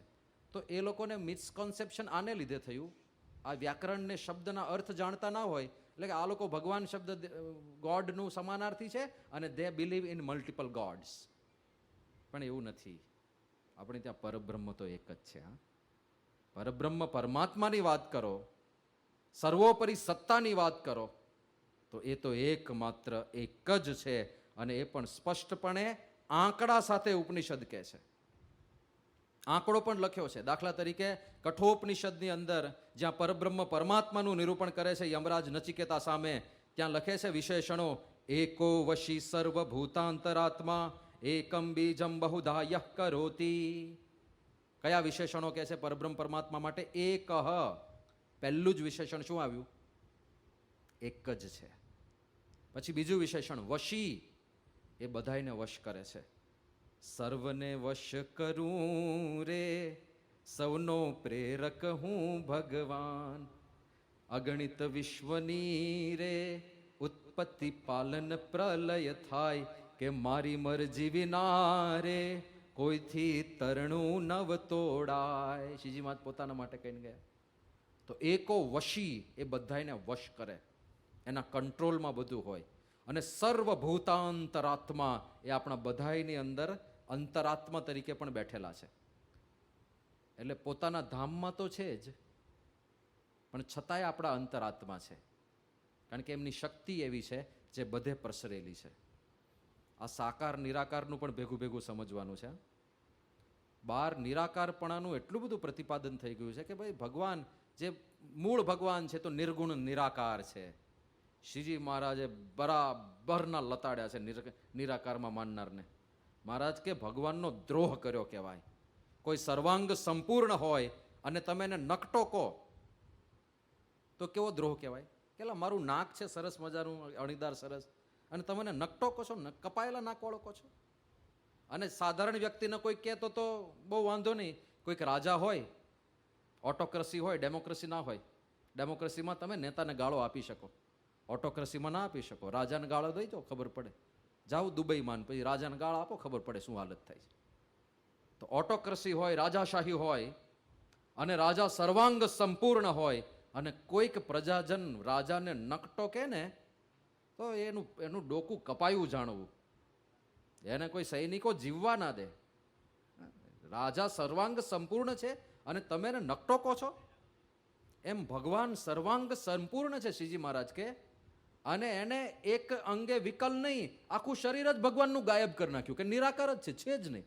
એટલે હું છું ને આખો અસ્તિત્વ મિટાવી દીધું એમના સાકાર સ્વરૂપનું. એટલે શ્રીજી મહારાજ કે દ્રોહ કર્યો કહેવાય. ક્યારેય નિરાકાર નથી સમજવાના. તો પછી જ્યારે વાત કરે છે કે ભગવાન સર્વત્ર વ્યાપક છે, ભગવાન અણુ અણુમાં છે, ભગવાન બધે જ છે, એ કેવી રીતે સમજવું? શ્રીજી મહારાજે બહુ સ્પષ્ટ સમજાવ્યું છે કે સાકાર છે એમના ધામમાં બેઠા છે. જો નિરાકાર હોય ને સર્વત્ર વ્યાપક જ હોય, એક જ સ્વરૂપ હોય, તો એમને ધામની જરૂર શું પડે? એમના અક્ષરધામની વાત કરી છે, તત્તે પદમ સંગ્રહેણ બ્રવીમી. એ પદની વાત કરી છે, ધામની વાત કરી છે. એવું ધામ છે જેમાં પ્રવેશ કરી શકાય છે, એટલે એની લિમિટેડ બાઉન્ડ્રી વાળું ધામ છે, અને એમાં ભગવાન નિવાસ કરે છે, એવી વાતો છે. તો કોઈક જગ્યાએ નિવાસ કરે છે એનો અર્થ એ થયો કે એ સાકાર છે. તો એ બધી વાતો ખોટી પડે. તો સાકાર સમજવું, નિરાકાર સમજવું, મિક્સ સમજવું, શું સમજવાનું છે? ત્યાં શ્રીજી મહારાજે અન્વય અને વ્યતિરેક બે સ્વરૂપ સમજાવ્યા છે. ભગવાન મૂર્તિમાન સાકાર છે, પોતાના બ્રહ્મધામની અંદર સ્વરાટ થકા વિરાજમાન છે, પણ પોતાની અંતર્યામી શક્તિ એટલી પાવરફુલ છે કે ત્યાં બેઠા બેઠા સર્વત્ર બધું કંટ્રોલ કરી શકે અને બધું જાણી શકે. હું અહીંયા હાજર હોઉં તો શું શું કરી શકું? હું અહીંયા હાજર હોઉં તો અહીંયા જે વસ્તુ થાય છે એને જોઈ શકું, અહીંયા જે વાતો થાય છે એને સાંભળી શકું, અહીંયા જે વસ્તુઓ છે એને હલાવી શકું. હું હાજર છું એનું હું અહીંયા પ્રત્યક્ષ છું એના પરિણામો છે. ભગવાન એમના ધામમાં બેઠા હોય તો પણ ત્યાં બેઠા બેઠા અહીંયા આ બધું જોઈ શકે, અહીંયા જે વાતો થાય છે એ સાંભળી શકે, અહીંયા કોઈ પણ વસ્તુને હલાવી શકે. એનો અર્થ એ થયો કે ત્યાં રહ્યા પણ અહીંયા છે. અહીંયા હાજર હોય મૂર્તિમાન, એ બધું જ કરી શકે છે. એવી રીતે સર્વત્ર વ્યાપક છે. એ પોતાની સર્વાંતર્યામી શક્તિએ કરીને સર્વત્ર પ્રસરેલા છે. આ અક્ષર બ્રહ્મ ને પરબ્રહ્મ, આ તત્વજ્ઞાન ચોખ્ખું સમજવાનું છે. એના માટે આ સત્સંગ દીક્ષામાં બધું લખ્યું છે કે જીવ, ઈશ્વર, માયા, બ્રહ્મ અને પરબ્રહ્મ, આ પાંચ તત્વોને યથાર્થ સમજવાના છે. પણ પરબ્રહ્મ માટે સ્પષ્ટપણે લખ્યું એકો વશી સર્વભૂતાંતરાત્મા, એક જ છે. એ બધાયના વશી કંટ્રોલ કરનાર છે, બધાયના અંતરાત્મા તરીકે બેઠા છે. એ જ વાત છાંદોગ્ય ઉપનિષદમાં, આ એકોવશીવાળી વાત છે કઠોપનિષદમાં. છાંદોગ્યમાં એવું કેવું છે, સદૈવ સૌમ્ય ઇદમગ્રમાસિત એકમ એવ અદ્વિતીયમ, કે આ પૃથ્વીનું, આ સૃષ્ટિનું સર્જન થયું એ પહેલાં સત નામનું એક તત્વ હતું. એ સત નામના તત્વમાં અક્ષર બ્રહ્મ અને પરબ્રહ્મ બંને ગણી લેવાના હોય છે. પણ એ અક્ષર અને પરબ્રહ્મ કેવા છે? એકમ એવ અદ્વિતીયમ, બે વિશેષણ આપ્યા, એક અને અદ્વિતીય. પણ એકની પાછળ પાછો જ લગાડ્યો. આપણે જની મહત્તા પહેલા દિવસે જોઈ હતી. જ ક્યારે લગાડાય? જ્યારે અત્યંત આગ્રહ હોય, સ્પષ્ટતા કરવી હોય તો એક જ આવજો જમવા, એકથી વધારે નહીં આવતા, ત્યારે જ લગાડાય. હું જ આવીશ એટલે હું, મારી સિવાય બીજું કોઈ નહીં આવે. તો જ્યારે જ લગાડીએ ત્યારે ભાર પડે છે. અહીંયા ભગવાનના નિરૂપણમાં એકમ એવ, એકની પાછળ જ લગાડ્યો કે એક જ છે. ભૂલમાં પણ સમજી નહીં લેતા કે એક કરતાં વધારે ભગવાન હોય છે. પરબ્રહ્મ પરમાત્મા સર્વોપરી સત્તા એ તો એક જ છે. પછી બીજું વિશેષણ વાપર્યું, અદ્વિતીયમ. એ પરમાત્મા, અદ્વિતીયનો અર્થ શું થાય? અનપેરેલલ, એમના જેવું બીજું કોઈ નથી, યુનિક છે. તો યુનિક છે એનો અર્થ એ જ થયો, એક જ છે. એમના જેવું બીજું કોઈ બની પણ ના શકે ક્યારેય. તો ભગવાન એક જ છે. હા, હવે સમજીએ અવતારવાદ. એ પરમાત્મા જ્યારે જ્યારે જરૂર પડે ત્યારે પૃથ્વી પર જુદા જુદા સ્વરૂપે પ્રગટ થતા રહે અને એક અવતાર કાર્ય કરવા માટે આવે. એ દરેક અવતારનું એક લક્ષ્ય હોય, એ લક્ષ્ય સિદ્ધ થાય એટલે જતા રહે. આખી માનવજાતના ઉદ્ધાર માટે નથી આવતા, ધર્મના સ્થાપન માટે આવે છે, પણ બધા એના દુઃખ ટાળવા નથી આવતા, કારણ કે બધા દુઃખ જે ભોગવે છે એ પોતપોતાના કર્મ પ્રમાણે ભોગવે છે. એમાં એ ડિસ્ટર્બન્સ નથી કરતા, એ સિસ્ટમ તો એમણે ગોઠવેલી જ છે. પણ જો પોતાનો ભક્ત હોય તો એક ભક્ત માટે એક્સક્લુઝિવ અવતાર લઈને આવે. હા, એક જ ભક્ત હતો પ્રહલાદ, એક જ. અને એક માટે થઈને હિરણ્યકશિપુએ જ્યારે ત્રાસ આપ્યો અને ત્રાસ એની પરાકાષ્ઠા ઉપર પહોંચ્યો અને હિરણ્યકશિપુએ પ્રહલાદને કીધું કે ક્યાં છે તારો ભગવાન? કે એ તો પિતાજી કણ કણમાં છે, ક્યાં નથી એ પૂછો. આ થાંભલામાં છે? આ થાંભલામાં પણ છે. અને ગદાથી પ્રહાર કર્યો થાંભલા ઉપર. હિરણ્યકશિપુએ થાંભલો ફાડીને પ્રગટ થયા. અને હિરણ્યકશિપુએ વરદાન માગેલા કે હું ઘરની અંદર ના મરું, ઘરની બહાર ના મરું, હું દિવસે ના મરું, રાત્રે ના મરું, હું ભૂમિ ઉપર ના મરું, આકાશમાં ના મરું, હું અસ્ત્રથી ના મરું, શસ્ત્રથી ના મરું, હું મનુષ્યથી ના મરું, પશુથી ના મરું. આવા વરદાન માગેલા અને ભગવાને બધામાંથી રસ્તા કાઢ્યા. ઋષિ રૂપ ધારણ કરીને પ્રગટ થયા અને સંધ્યા સમયે પ્રગટ થયા અને લીધો હિરણ્યકશિપુને હાથમાં. પેલો હલી પણ ના શકે એવું વિકરાળ સ્વરૂપ ધારણ કર્યું અને લઈ ગયા ઉમરા ઉપર. એણે કહ્યું ને, હું ઘરમાં પણ ના મરું, બહાર પણ ના મરું, ચાલ આવી જા ઉમરા ઉપર. તો ઘર પણ નથી, બહાર પણ નથી. એ કે હું દિવસે પણ ના મરું, રાત્રે પણ ના મરું. તો સંધ્યા સમયે પકડ્યો. સૂર્ય અડધો આથમેલો હતો. દિવસ છે? ના ના, સૂર્ય આથમ્યો છે. રાત છે? ના ના, સૂર્ય અડધો જ આથમ્યો છે. દિવસ પણ નથી, રાત પણ નથી. સંધ્યા સમયે ઉપાડ્યો કે હું જમીન પર પણ ના મરું, આકાશમાં પણ ના મરું. તો વચ્ચે ખોળામાં પકડી રાખ્યો. લટક ભાઈ હવે તું. પછી કે હું અસ્ત્રથી પણ ના મરું, શસ્ત્રથી પણ ના મરું. નખથી માર્યો, નખથી ફાડી નાખ્યો આખો. અસ્ત્ર પણ નથી, શસ્ત્ર પણ નથી. અને હું મનુષ્યથી પણ ના મરું, પશુથી પણ ના મરું. તો મનુષ્ય અને પશુ અડધું અડધું 50-50 કરીને આવ્યા છે ભગવાન. આવી જા મેદાનમાં. અને એક ભક્ત માટે સ્પેશિયલ અવતાર. અને પછી કાંઈ ઋષિ ભગવાન ટેબલ નાખીને બેઠા નથી, હાલો ભાઈ આવ્યો છો તો બધા પ્રશ્નો સોલ્વ કરતા જાઓ, હાલો હાલો જે કઈ સમસ્યા હોય બધા રજૂ કરતા જાઓ. કાંઈ નહીં.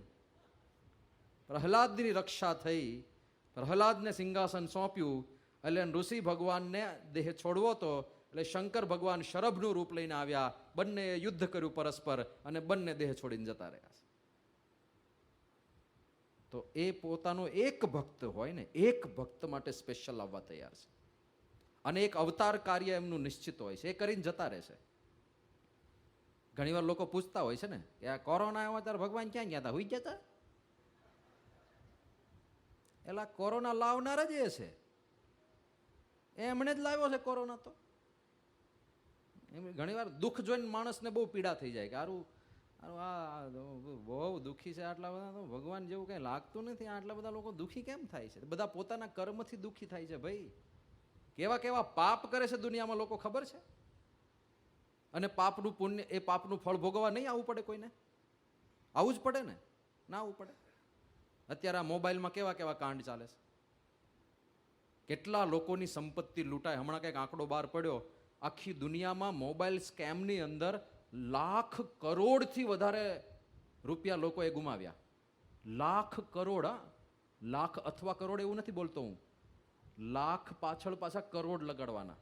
1000 કરોડ, 10,000 કરોડ, 1 લાખ કરોડથી વધારે રૂપિયા લોકોએ મોબાઈલના સ્કેમમાં ગુમાવ્યા. નાના નાના નિર્દોષ બાળકો આ વિડીયો ગેમના જે આદિ બને છે.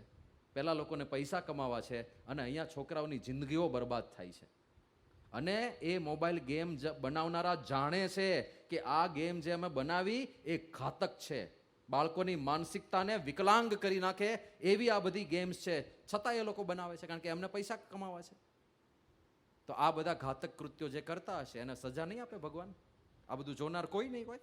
આ બધું આધિપત્ય રહિત હશે? અને એમની સજા તો પાવરફુલ હોય પાછી, એ કોઈને છોડે નહીં. એમનું કાંઈ સરકારની જેવું તંત્ર નથી કાંઈ. સરકાર પાસે સજાની લિમિટેશન છે, સામે દયા પણ છે. કારણ કે કોઈ પણ ગુનો 100% પ્રૂવ થાય એવું અઘરું છે કોર્ટમાં, ખોટી ગવાહી ને આ ને ખોટા સબૂત ને. એટલે સરકારે લિબરલ રહેવું પડે. ભગવાન કાંઈ લિબરલ રહેતા નથી. જેટલું તે બીજા ઉપર વિતાવ્યું છે એટલું તારા પર વીતશે જ, એમાં મિનમેક ફરક નથી. તમે કહો ભગવાન કેમ આવું બધું, આ કેવોસ કેમ છે? તો કેવોસ એમણે રાખ્યો જ છે. તમે તમારું ભોગવવા આવો એટલા માટે કેવોસ છે જ, એમની જ રચના છે આ બધી. તો ભગવાન જ્યાં સુધી સમજાય નહીં ને આ તત્વ, એટલા માટે ભક્ત માટે એ આવશે. ભક્ત વત્સલ છે, એક ભક્ત માટે સ્પેશિયલ અવતાર ધારણ કરીને આવશે. પણ જ્યારે એમનો ઉદ્દેશ્ય પરમ કરુણાએ કરીને અનંત જીવોના ઉદ્ધાર માટે આવે, અનાદિ અજ્ઞાનના નાશ માટે આવે, પોતાનું સકલ ઐશ્વર્ય લઈને આવે, સાથે પોતાના દિવ્ય પાર્ષદો લઈને આવે અને પોતાના ધામ અક્ષરધામને લઈને પરબ્રહ્મ પોતે સંપૂર્ણ પ્રગટ થાય, ત્યારે એ આભા જુદી હોય, એ પ્રભાવ જુદો હોય, એ દિવ્યતા જુદી હોય, એ આકર્ષણ જુદું હોય. અને એ આપણને અનુભવ થયો આપણા ઈષ્ટદેવ પરબ્રહ્મ ભગવાન શ્રી સ્વામિનારાયણ પૃથ્વી પર પધાર્યા. એમણે કહ્યું કે ધામને જે વિશે મૂર્તિ છે, અક્ષરધામમાં જે મૂર્તિ છે અને અહીંયા તમારી સમક્ષ મૂર્તિ છે, એ બે વચ્ચે આટલો પણ ફરક નથી. આ એની એ જ મૂર્તિ આવી છે.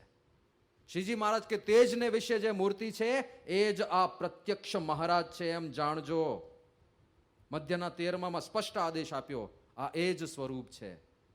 અને એમના ચરિત્ર જોઈએ તોય આપણને નિશ્ચય થાય. આ પરબ્રહ્મની વાતો થાય છે ને, 5 તત્વમાં સર્વોપરી જે પરબ્રહ્મ તત્વ છે, જેના માટે કઠોપનિષદ એવું કહે છે, સા કાષ્ઠા સા પરાગતિ. આખો ક્રમ દેખાડે છે કઠોપનિષદમાં. ઇન્દ્રિયેભ્ય પરાહ્યર્થા અર્થેભ્યશ્ચ પરમ મનઃ. હવે આ સમજો, આખો ક્રમ, એની મજા છે. કેવું વિજ્ઞાન છે આપણે ત્યાં, એની આપણને ગરિમા સમજાશે. બહુ ભારે ભારે વાતો નથી લાગતી ને? આ બધું શાસ્ત્રનું થોડુંક છે ને. લે હા પાડે છે કાકા, ભારે લાગે છે? કરવી તો પડશે, પણ હવે સમજાય તે પાત્ર. હવે જો આખો ક્રમ દેખાડે છે કે કોણ કોના કરતા શ્રેષ્ઠ છે. ઇન્દ્રિયેભ્ય પરાહ યર્થાહ. અર્થ એટલે વિષય.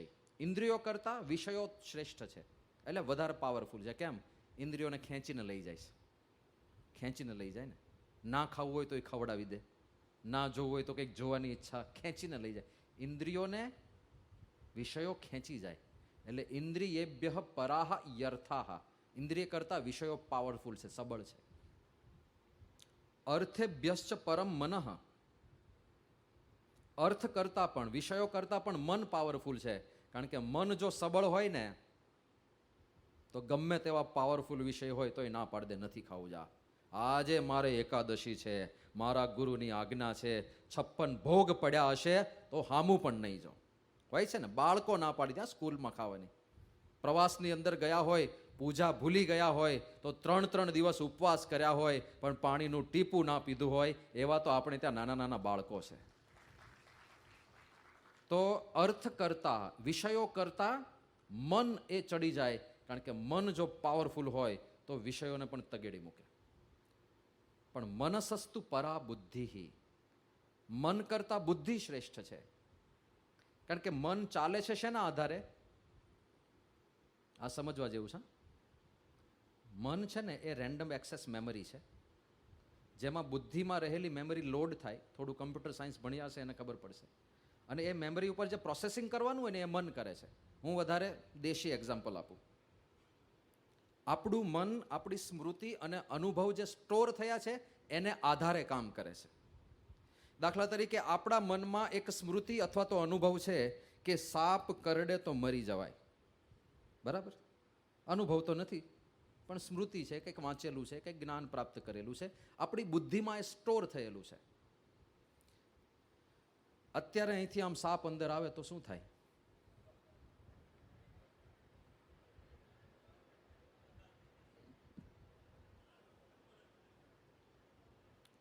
સારંગપુરમાં એક વખત આવી જ રીતે સાંજની સભા, અમારે ત્યાં સંતોની સભા થાય ને, યુવકો પણ બેઠા હોય, હરિભક્તો પણ બેઠા હોય, સાંજની સભા ચાલતી હતી. એક છોકરો આવી સેવા કરતા હોય છે ઘણા બધા, કે સાપને રેસ્ક્યુ કરે. કોઈક જગ્યાએ સાપ નીકળ્યો હોય તો જાય, પકડે અને જંગલમાં છોડી દે, જેથી નિર્દોષ જીવની હત્યા ના થાય, એક સ્પીસીસ સચવાઈ જાય. તો એ 4-5 જાતના જુદા જુદા સાપ પકડીને જંગલમાં છોડવા જવાનો જ હતો. પણ એ સારંગપુર રોકાયો હતો. તો એ કે સંતો છે તો હું સંતોને થોડું જ્ઞાન આપું કે કઈ કઈ જાતના સાપ હોય છે. એટલે એણે બધાય સાપ એક સભામાં જ બધું પ્રેઝન્ટેશન કરતો હતો કે આને આ પ્રકારનો સાપ કહેવાય, આ બિનઝેરી હોય છે, આવો દેખાય, આવી આવી ડિઝાઇન અંદર હોય, તો ગભરાવાનું નહીં, આ કરડે નહીં, અને કદાચ કરડે તો ખાલી લોહી નીકળે પણ ઝેર ના હોય આમાં.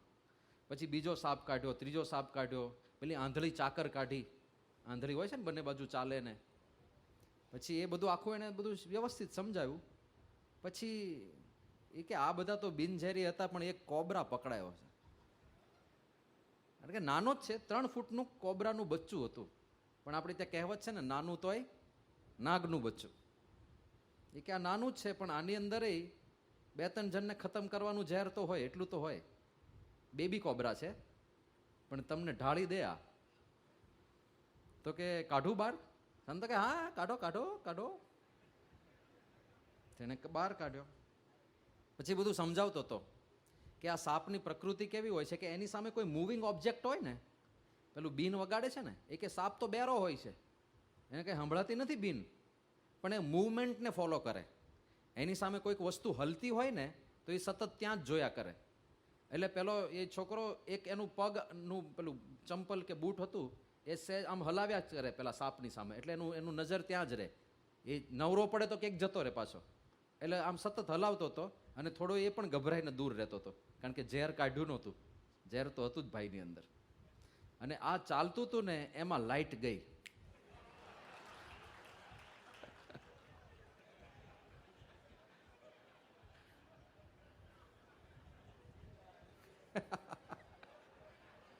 અમારે સારંગપુરમાં એવું જનરેટરનું સેટિંગ કરેલું છે કે 20 સેકન્ડ કે 30 સેકન્ડમાં જનરેટર ઓટોમેટિક ચાલુ થઈ જાય અને લાઇટ આવી જાય.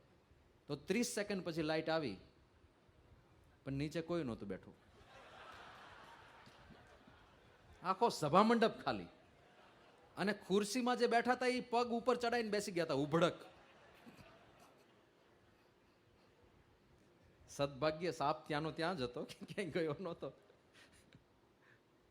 પણ આવું કેમ થયું? હવે જો આપણે સમજીએ છીએ, મનસસ્તુ પરા બુદ્ધિ. બુદ્ધિમાં એક સ્મૃતિ, એક નિશ્ચય પડેલો છે. બુદ્ધિનું કામ નિશ્ચય કરવાનું છે. બુદ્ધિનું કામ સંશય પણ છે, બુદ્ધિનું કામ સ્મૃતિ પણ છે, બુદ્ધિનું કામ નિદ્રા પણ છે. 4 કામ છે: સંશય, નિશ્ચય, નિદ્રા અને સ્મૃતિ. તો નિશ્ચય પડ્યો છે કે સાપ ઝેરી હોય ને મારી નાખે. એ નિશ્ચય પ્રમાણે મન કામ કરે. આપણને દોડાવે કોણ? મન. કોણે પ્રેર્યા પગ ઉપર લેવા માટે? મને. કોણે પ્રેર્યા કે ભાઈ આ સાપ, ભાઈ લાઈટ ગઈ ભાગો બધા? એ ભગાડ્યા કોણે? મને. પણ મન શેને આધારે ઓપરેટ થાય? મેમરીને આધારે, સ્મૃતિઓને આધારે. તમે જો કોઈક માથા ભારે માણસને જોઈને તમે ગભરાઈ જાઓ તો એક સ્મૃતિ પડી છે કે આ માણસ માથા ભારે છે, અને મન આપણને કહે કે તું ગભરાઈ જા, કારણ કે આ માણસ માથા ભારે છે. પ્રોસેસિંગ મન કરે છે. એટલે મન કરતા બુદ્ધિ પર એટલા માટે કે બુદ્ધિને આધારે મન કામ કરે છે. બુદ્ધિમાં જે નિશ્ચય પડ્યા છે એને આધારે મન કામ કરે છે. અને બુદ્ધિમાં જો આ પરબ્રહ્મનો યથાર્થ નિશ્ચય થઈ જાય ને ત્યારે મન એવી ભૂમિકા પર જતું રહે કે કોઈ આપણને દુઃખી જ ના કરી શકે, કોઈ આપણને લેશ માત્ર પીડિત ના કરી શકે, શરીરના દુઃખ પણ ના અડી શકે. મન એ ભૂમિકા પર જતું રહે. તો મન કરતા બુદ્ધિ આગળ છે. પણ બુદ્ધેરાત્મા મહાન પરહ, બુદ્ધિ કરતા આપણો જીવાત્મા વધારે પાવરફુલ છે. કારણ કે મન, બુદ્ધિ, ઇન્દ્રિયો બધાને પ્રકાશિત કરનાર કોણ છે? બધાને એક્ટિવેટ કરનાર કોણ છે? જીવાત્મા. મન તો જડ છે, બુદ્ધિ પણ જડ છે, બધું જડ છે. જેમાં પંખો જડ છે ને, પણ એને એક્ટિવેટ કોણ કરે છે? ઇલેક્ટ્રિસિટી. આ ઘડિયાળ જડ છે, પણ એમાં એક સેલ નાખો તમે, ઇલેક્ટ્રિસિટી નાખો એટલે ઘડિયાળ એક્ટિવેટ થઈ જાય. એમ આપણું આ શરીર, ઇન્દ્રિયો, બુદ્ધિ, મન બધું જડ છે, પણ જેવો જીવાત્માનો પ્રવેશ થાય એટલે બધું એક્ટિવેટ થાય. એટલે જીવાત્મા એના કરતાં પણ પર છે. આખો ક્રમ ચાલે છે. ઇન્દ્રિયેભ્ય પરા યર્થા, અર્થેભ્યશ્ચ પરમ મનઃ, મનસસ્તુ પરા બુદ્ધિર, બુદ્ધેરાત્મા મહાન પરઃ. બુદ્ધિ કરતા આત્મા પર છે. અને મહતઃ પરમ અવ્યક્તમ, આત્મા કરતા પર એક તત્વ છે જેને અવ્યક્ત કહેવામાં આવે છે. એ અવ્યક્ત એટલે જ અક્ષર બ્રહ્મ. જીવાત્મા અને ઈશ્વરાત્મા કરતા પણ એક પરનું તત્વ છે જેને અવ્યક્ત કહેવાય છે. હવે એની આગળની વાત, અવ્યક્તાત પુરુષ પરઃ, અને અવ્યક્ત કરતા અક્ષર બ્રહ્મ કરતા પણ પુરુષોત્તમ પરબ્રહ્મ પર છે. તો હજી આપણને એમ થાય ને કે આ આગળને ચલાવો મજા આવે, ક્યાં સુધી જાય છે આ? હવે મુંડક ઉપનિષદ કઠોપનિષદ કહે છે, શું કીધું?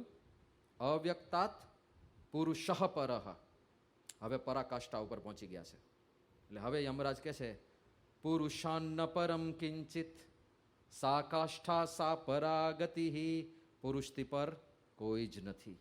પુરુષાન ન પરમ કિંચિત, એ પરબ્રહ્મ પુરુષોત્તમથી આગળ બીજું કોઈ તત્વ નથી. સા કાષ્ઠા, દેટ ઇઝ અપર લિમિટ, એ જ પરાકાષ્ઠા છે.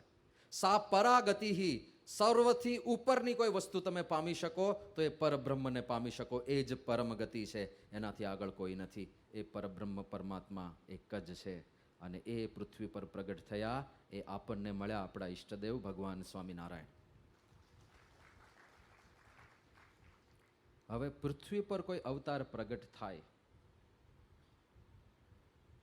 એ ભગવાન છે કે નહીં એ કેવી રીતે નક્કી થાય? આ પેચીદો પ્રશ્ન છે. ઘણી વાર પૂછાતું હોય છે કે કોઈ શાસ્ત્રમાં તો સ્વામિનારાયણ ભગવાનનું નામ છે નહીં, તો એ ભગવાન કેવી રીતે? તો એ શાસ્ત્રની વાત પણ થોડી સમજવા જેવી છે કે કોઈ પણ અવતાર પ્રગટ થાય પછી શાસ્ત્ર ક્યારે રચાય? પ્રગટ થાય પછી. દાખલા તરીકે કૃષ્ણ ભગવાનના ચરિત્રો કયા શાસ્ત્રમાં છે? ભાગવતમાં છે, અન્ય પુરાણોમાં છે, મહાભારતમાં છે. ક્યારે રચાયા? કૃષ્ણ ભગવાન પ્રગટ થયા પછી. કોણે રચ્યા? વેદવ્યાસજીએ. કારણ કે વેદવ્યાસજી કૃષ્ણ ભગવાનના સમકાલીન હતા. જ્યારે કૃષ્ણ ભગવાન હતા ત્યારે વેદવ્યાસજી હતા. એમણે કૃષ્ણ ભગવાનને નજરે જોયા, એમના ચરિત્રો જોયા, એમનો મહિમા સાંભળ્યો, અને એ બધો એમણે શાસ્ત્રમાં લખ્યો. એ શાસ્ત્રમાં લખ્યો પછી ધીરે ધીરે લોકો સુધી પહોંચ્યો. એક સાથે પણ પહોંચી ના ગયો હોય. કૃષ્ણ ભગવાનની ઉપસ્થિતિમાં કૃષ્ણ ભગવાનનું કોઈ મંદિર હોય એવો ઉલ્લેખ નથી મળતો. ધીરે ધીરે ઇવેન્ચ્યુઅલી એ વાત લોકો સુધી પહોંચે, લોકો એમને ભગવાન તરીકે પૂજતા જાય અને પછી મંદિરો બને. આ ક્રમ છે. પણ એનાથી આગળ જઈએ, ત્રેતા યુગમાં ભગવાન શ્રી રામચંદ્રજી પ્રગટ થયા. એમના ચરિત્રો વાલ્મીકીજીએ નજરે જોયા. એની પહેલા કોઈ ગ્રંથમાં રામચંદ્રજીના ચરિત્રો ના હોય, કારણ કે પ્રગટ જ નથી થયા તો ચરિત્રો ક્યાંથી હોય? શાસ્ત્રમાં નામ જ ક્યાંથી હોય? પ્રગટ થયા, વાલ્મીકીજીએ એમના ચરિત્રો નોંધ્યા, એમણે લખ્યા, અને એ લોકો સુધી પહોંચ્યા કે ઓહો, આવું એક પરમ સામર્થ્યવાન તત્વ જે સમુદ્ર ઉપર પાળ બાંધી શકે, જે રાવણ જેવાનો વધ કરી શકે, જે આટલા બધા લોકોનો ઉદ્ધાર કરી શકે, સાક્ષાત ભગવાનનો અવતાર, અને ધીરે ધીરે એમનો પ્રસાર પ્રચાર થાય, લોકો પૂજે અને મંદિરો બને. આ રીત છે આ શાસ્ત્રની. અને તર્કથી કોઈ ભગવાનને ભગવાન નથી માનતું. તર્ક ત્યાં કામ જ નથી કરવાનો. કોઈ આપણને પૂછે, આ જ પ્રશ્ન ઊભો રહે છે કે સ્વામિનારાયણ ભગવાનને ભગવાન તમે કેમ કહો છો, એમાં તર્ક ના કામ કરે. એ જો ખરેખર કોઈકને માનતા હોય તો એમને આ જ પ્રશ્ન પૂછવાનો કે તમે કોને ભગવાન માનો છો, કે આમને શું કામ માનો છો? તર્ક છે કાંઈ ના. કહેશે શાસ્ત્રની વાત કહેશે. કારણ કે વાલ્મીકીજીએ રામાયણમાં લખ્યું છે. બરાબર છે, વાલ્મીકીજીએ રામાયણમાં લખ્યું છે એટલે તમે રામચંદ્રજીને ભગવાન માનો છો. આપણે પણ માનીએ છીએ. આ તો જ્યારે ચર્ચા થાય ત્યારની વાત છે. તો તમે રામચંદ્રજીને, આપણે રામચંદ્રજીને તો જોયા નથી, તોય ભગવાન માનીએ છીએ. કેમ? કારણ કે વાલ્મીકીજીએ રામાયણમાં લખ્યું છે. અચ્છા, આપણે વાલ્મીકીજીને પણ જોયા નથી, તોય ભગવાન માનીએ છીએ કારણ કે વાલ્મીકીજીએ રામાયણમાં લખ્યું છે. જે વ્યક્તિને આપણે જોયા જ નથી એના લખાણમાં કેટલો વિશ્વાસ, કેટલી શ્રદ્ધા. આ શ્રદ્ધા તત્વથી ભગવાનનો સ્વીકાર થાય છે. આ તર્ક બુદ્ધિ નથી કામ કરતી. વાલ્મીકીજીને જોયા નથી, અનુભવ્યા નથી, છતાંય એમના વચનમાં વિશ્વાસ છે કે એમણે લખ્યું છે એ સાચું લખ્યું છે. એ શ્રદ્ધા છે, એ વિશ્વાસ છે. વ્યાસજીને આપણે જોયા નથી, અનુભવ્યા નથી, છતાંય વ્યાસજીએ લખ્યું છે મહાભારતમાં કે પછી શ્રીમદ ભગવદ્ ગીતામાં કે પછી શ્રીમદ ભાગવત મહાપુરાણમાં. એ સાચું છે, એક શ્રદ્ધા છે, એમાં કોઈ તર્ક કામ નથી કરતું. હવે એ જ રીત પ્રમાણે પરબ્રહ્મ ભગવાન શ્રી સ્વામિનારાયણને જુઓ. એ પૃથ્વી પર પધાર્યા, મહાસામર્થ્ય દેખાડ્યું, કેવા કેવા ઐશ્વર્ય રજૂ કર્યા, અને એમના સમર્થ પરમહંસો દ્વારા પણ પરચાઓ દેખાડ્યા. એક પ્રભાવ પાથરી દીધો. એવું અદ્ભુત વ્યક્તિત્વ. અને એમને પરમહંસોએ પોતે નજરે નિહાળ્યા અને એમના અનુભવ શાસ્ત્રોમાં લખ્યા.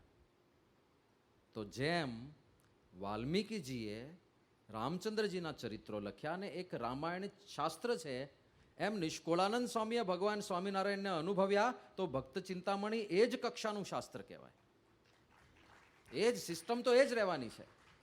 પણ જેને ના માનવું હોય એને પગે લાગવું. આપણે પગે લાગવું. સિસ્ટમ તો આ જ છે. કોઈક સંતે લખ્યા છે ચરિત્રો જે પોતે અનુભવ્યા છે. અને આ જુઓ તો ખરા, કેટલા પરમહંસોએ કેટલી અદ્ભુત, આવું તો પહેલાના અવતારોમાં ક્યાંય નથી જોવા મળતું.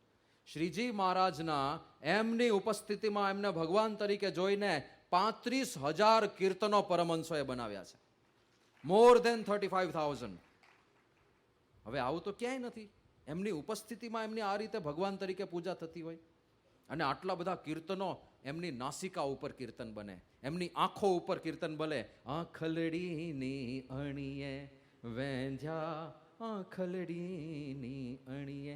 એમની ચાલ ઉપર કીર્તનો બને, એમની મુસ્કની ઉપર કીર્તનો બને, એમના લટકા ઉપર લાલ તેરી લટકની મેં લલચાઈ લાલ તેરી. એમના લટકા ઉપર એ સભા ભરીને બેઠા હોય તો એના ઉપર કીર્તનો બને. દિવ્ય સભાપતિ રાય બેઠે, દિવ્ય સભાપતિ રાય. એ મહિલાઓને ત્યાં વાતો કરવા ગયા હોય અને ત્યાં જઈને વાતો કરી હોય, એના ઉપર કીર્તન બની જાય. આજ મારે ઓરડે રે આવ્યા વિનાશી અલબેલ, ભાઈ મેં બોલાવ્યા રે સુંદર છોગાવાળો છે. એ માણકી ઘોડી ઉપર અસવાર થઈને જતા હોય તો માણકીએ ચડ્યા રે મોહન વન માણી. એ હોળી ખેલતા હોય તો હોરીના પદ બને. કેટલા બધા કીર્તનો પ્રગટ ભગવાન ઉપર બનાવ્યા. આ આશ્ચર્ય છે. અને પોતે તો અપાર સામર્થ્ય દેખાડ્યું જ. આમ તો શ્રદ્ધાથી જ સ્વીકારવાનું છે. શ્રદ્ધા યોગ્ય વ્યક્તિમાં હોવી જોઈએ. જેમ વ્યાસજીમાં શ્રદ્ધા રાખીને શ્રી કૃષ્ણજીને લોકો પરમાત્મા તરીકે સ્વીકારે છે, જેમ વાલ્મીકીજીમાં શ્રદ્ધા રાખીને રામચંદ્રજીને લોકો પરમાત્મા તરીકે સ્વીકારે છે, એમ આપણી તો પ્રગટ શ્રદ્ધા છે. આપણને શ્રદ્ધા છે ગુણાતીતાનંદ સ્વામીમાં, ભગતજી મહારાજમાં, શાસ્ત્રીજી મહારાજમાં, યોગીજી મહારાજમાં અને જેમને આપણે નજરે જોયા એવા પ્રમુખ સ્વામી મહારાજ અને મહંત સ્વામી મહારાજમાં શ્રદ્ધા છે. એ શ્રદ્ધાથી કોઈ પણને ભગવાન તરીકે સ્વીકારવાના હોય છે. ભગવાનનો નિશ્ચય પણ સંત થકી થાય છે. પણ એ સંતને ઓળખવામાં તમારે જેટલી બુદ્ધિ લડાવે એટલી લડાવો. એમની પવિત્રતા ચેક કરવામાં 5 વર્ષ કાઢી નાખો, વાંધો નહીં. પણ એકવાર પાકું થાય કે આ પરમ પવિત્ર તત્વ છે, પછી માથું મૂકી દેવાનું હોય. પછી બુદ્ધિ ના લડાવવાની હોય. પછી સમ્યક સમર્પણમ પ્રીત્યા નિષ્ઠા વૃતમ દૃઢાશ્રય, એ સ્ટેપ ફોલો કરવાનું થાય. તો આપણે તો પ્રગટવા તો પ્રગટ વર્તમાન રે, પ્રગટ ભગત ભક્ત પ્રગટ ભગવાન રે, નથી ઉધારાની એક વાત રે, જે જે જોઈએ તે સાક્ષાત રે. આપણે તો બધું પ્રગટ છે અત્યારે. હવે આપણે તર્કની પણ વાત કરીએ. શ્રદ્ધાથી તો આપણે સ્વીકાર લીધું. યોગી બાપાને પૂછ્યું હતું એકવાર કે તમે શ્રીજી મહારાજને સર્વોપરી પરબ્રહ્મ કેવી રીતે માનો છો? તો એમણે કોઈ ઉદાહરણ નહોતા આપ્યા કે સમાધિ પ્રકરણ કે આવું કે તેવું, કોઈ કારણ નહીં. એમણે કીધું અમારા ગુરુ શાસ્ત્રીજી મહારાજે કીધું કે શ્રીજી મહારાજ સર્વોપરી ભગવાન છે, એટલે સર્વોપરી ભગવાન છે, પૂરું થઈ ગયું. કોઈ તર્ક નહીં, શ્રદ્ધા 100%. ડોક્ટર સ્વામીને એકવાર પૂછ્યું કે તમે કેવી રીતે નિશ્ચય કર્યો કે શ્રીજી મહારાજ પરબ્રહ્મ પરમાત્મા છે? કે અમને યોગી બાપાએ કહી દીધું એટલે અમારો નિશ્ચય થઈ ગયો. તો એમાં કોઈ તર્ક ના હોય. પણ એકવાર શ્રદ્ધાથી સ્વીકાર્યા પછી તર્ક આપણને પુષ્ટિ કરે છે, આનંદ આવે છે. તો હવે આપણે શ્રદ્ધાથી તો સ્વીકારી જ લીધું છે, એટલે તો અહીંયા બેઠા છીએ. હવે તર્કથી સમજવા પ્રયત્ન કરીએ. કેવું અદ્ભુત ચરિત્ર છે શ્રી ભગવાન સ્વામિનારાયણ. કેટલું વિશાળ, કેટલું આશ્ચર્યકારી. 11 વર્ષની ઉંમરે સ્વતઃ ઘર છોડીને નીકળ્યા છે. 11 વર્ષે. અહીંયા કોઈ બેઠો છે 11 વર્ષનો બાળક? કોઈ નથી. છે કોઈ 11 વર્ષનું? નહીં. 11 વર્ષ? ઉભો થા બેટા, ઉભો થા. આ છે 11 વર્ષનો. જવું છે હિમાલયમાં? હિમાલય શું એ ખબર નહીં હોય બિચારાને. બેસ જા બેટા, બેસ જા. આ ઉંમરે ઘર છોડ્યું, સ્વતઃ ઘર છોડ્યું. કોઈએ પ્રેરણા નથી આપી. કોઈએ કહ્યું નથી કે જાઓ સાધના કરો, જાતે જ. કારણ કે એમનું અવતાર કાર્ય જે હતું, दूसरा जो अवतार है सो तो कार्य कारण अवतार है, और मैं जो प्रकट हुआ हूं सो जीवों के अनादि अज्ञान के नाश के वास्ते, जीवों को ब्रह्म रूप करके आत्यंतिक कल्याण करने के वास्ते पुरुषोत्तम नारायण जो मैं वह मनुष्य जैसा बन्या हूं. આવું કહ્યું એમણે. તેમનો આ માસ્ટર પ્લાન હતો. એટલે સ્વતઃ નીકળ્યા 11 વર્ષે અને સીધી હિમાલયની વાટ પકડી છે. અને એમાં પણ એમણે કેદારનાથથી બદ્રીનાથનો જે રસ્તો લીધો છે, આજની તારીખે ત્યાં કોઈ નથી જતું. એ રસ્તે નથી જતું. બરફનો આખો હિમ નદીઓ છે વચ્ચે, ફૂલ બરફના બધા તોફાનો આવે. આજે પણ જો કોઈને જવું હોય તો ગ્રુપમાં જાય, 6-7 જણ ભેગા જાય. અને કેટલી બધી ઠંડીથી રક્ષણ કરવાની વસ્તુઓ લઈને જાય. મોટા મોટા મોજા, થર્મલ પહેરે, એના ઉપર પાછો ઓવરકોટ પહેરે, અમુક પ્રકારના ચશ્મા પહેરવા પડે. કારણ કે સૂર્યનો પ્રકાશ જે રીતે બરફમાંથી રિફ્લેક્ટ થાય ને, તો આંખો બધી સૂજી જાય અને વિચિત્ર પીડા થાય, આંખમાં ભયંકર પીડાઓ થાય. તો ગોગલ્સ સાથે લઈને જવું પડે અને દોરડા સાથે લઈ જાય. કારણ કે 7-8 જણ થોડા થોડા અંતરે દોરડું પકડીને ચાલતા હોય. ત્યાં આગળ ઉપરથી બધો બરફ સ્નો એક સરખો દેખાય, પણ અંદર વચ્ચે વચ્ચે ખાડા હોય ઊંડા ઊંડા. એટલે કોઈક ચાલવા જાય ને સીધો 25 ફૂટ ઊંડો જતો રહે. તો એકલો માણસ ગયો હોય તો 25 ફૂટ ઊંડો ગયો, સ્વાહા, કોણ કાઢવાનું એને? પણ 5-6 ભેગા ગયા હોય ને દોરડું પકડીને ચાલે. એમાં કોઈક અંદર ઘૂસી જાય તો આજુબાજુવાળા દોરડું ખેંચીને એને બહાર કાઢી લે. તો આવી રીતે બધા ગ્રુપમાં જાય અને છતાંય લોકોને ત્યાં જવું અઘરું પડે છે. નીલકંઠ વર્ણી, નતા પગમાં ચંપલ, નથી કોઈ ઓઢવાની સામગ્રી, ન તો કોઈ ખાવા પીવાનો સામાન સાથે લીધો, નતું કાંઈ ઓઢવાનું સાથે લીધું, નતા કાંઈ દોરડા સાથે. અગ્નિ પેટાવવા માટે દિવાળી પણ નહોતી, અને આંખમાં પહેરવાના ગોગલ્સ તો ક્યાંથી હોય. અને એવા બેર ફૂટ ખુલ્લા શરીરે એ હિમ નદીમાંથી પસાર થઈને કેદારથી બદરી ગયા છે. મનાતું નથી કેવી રીતે યાત્રા કરી હશે એમણે. અને આખી યાત્રા કરીને પાછી તપસ્યા કેવી કરી, શરીર સૂકવી નાખ્યું. એક કક્ષા સુધી સૂકવી નાખ્યું કે મહારાજ કે અમે એવા સાધન કર્યા હતા કે શરીરમાં કંઈક વાગે તો પાણી નિસરે પણ લોહી ના નિસરે. હિમોગ્લોબિન કાઢી નાખ્યું શરીરમાંથી, એવા સાધન કર્યા હતા. અને જ્યારે પહોંચ્યા હતા લોજ, મુક્તાનંદ સ્વામીએ રાખી મૂક્યા. એમનું તેજ એવું હતું. સુખાનંદ સ્વામી લોજની વાવ ઉપર બેઠા હતા, ધ્યાન કરતા. એટલે સુખાનંદ સ્વામી લોજની વાવ ઉપર ગયા હતા અને ત્યાં નીલકંઠ વર્ણી બેઠા હતા, ધ્યાનસ્થ બેઠા હતા. અને સુખાનંદ સ્વામીએ નીલકંઠને જોયા. હવે સુખાનંદ સ્વામી એવા પ્રામાણિક સાધક હતા કે ગુરુ રામાનંદ સ્વામી સિવાય એમની વૃત્તિ ક્યારેય ક્યાંય જતી નહોતી. પણ પહેલી વાર નીલકંઠ વર્ણીને જોયા પછી ત્યાં મન ખેંચાયા કરે. આંખો બંધ કરે તો રામાનંદ સ્વામી દેખાતા હતા, એને બદલે નીલકંઠ વર્ણી દેખાય. એટલે સુખાનંદ સ્વામી ડિસ્ટર્બ થઈ ગયા કે આવું કેવું, મારી ગુરુમાં નિષ્ઠા ઓછી છે, કેમ મને નીલકંઠ દેખાયા કરે છે, કેવું આકર્ષણ હશે. પછી મુક્તાનંદ સ્વામીને વાત કરી. મુક્તાનંદ સ્વામી જોવા આવ્યા તો એ પણ પ્રભાવિત થયા, આમંત્રણ આપ્યું કે અમારા લોજના આશ્રમમાં પધારો. અને ત્યાં નીલકંઠ વર્ણી રહ્યા છે. અને કેવો પ્રભાવ, કેવું વ્યક્તિત્વ હશે. ત્યાં જઈને બધા નિર્ણયો આપવા માંડ્યા કે આ ગોખલો એ ધર્મમાં છિદ્ર છે, ગોખલો પૂરી દો અને સંતો પૂરી દે. મુક્તાનંદ સ્વામી નીલકંઠ વર્ણી કરતા 22 વર્ષ મોટા છે. નીલકંઠ વર્ણી ત્યાં 18 વર્ષે પહોંચ્યા. એ વખતે મુક્તાનંદ સ્વામી 40 વર્ષના હતા. અને 40 વર્ષના વ્યક્તિ 18 વર્ષના બિન અનુભવી કિશોરની વાતો માને. ગોખલો પૂરી દો તો ગોખલા પૂરી દે, સ્ત્રી પુરુષની સભા નોખી કરો તો નોખી કરી દે. કેવો પ્રભાવ હશે. આમ જોઈએ ને તો લોજમાં આવ્યા ત્યારે નીલકંઠ વર્ણીની કેવી પરિસ્થિતિ કહેવાય. 18 વર્ષની ઉંમર એટલે બિન અનુભવી ઉંમર કહેવાય. અહીંયા 18 વર્ષના બેઠા હશે, પોતાને જ્ઞાની માનતા હશે, માનો વાંધો નહીં. પણ તમે 40ના થશો ત્યારે ખબર પડશે કે 18 તમે જે જ્ઞાની હતા એ કાંઈ જ નહોતા, એ તુચ્છ જ્ઞાની હતા. જમાનો તમને ઘણું બધું શીખવાડશે આગળ જતા. 18 વર્ષની બિન અનુભવી અવસ્થા કહેવાય.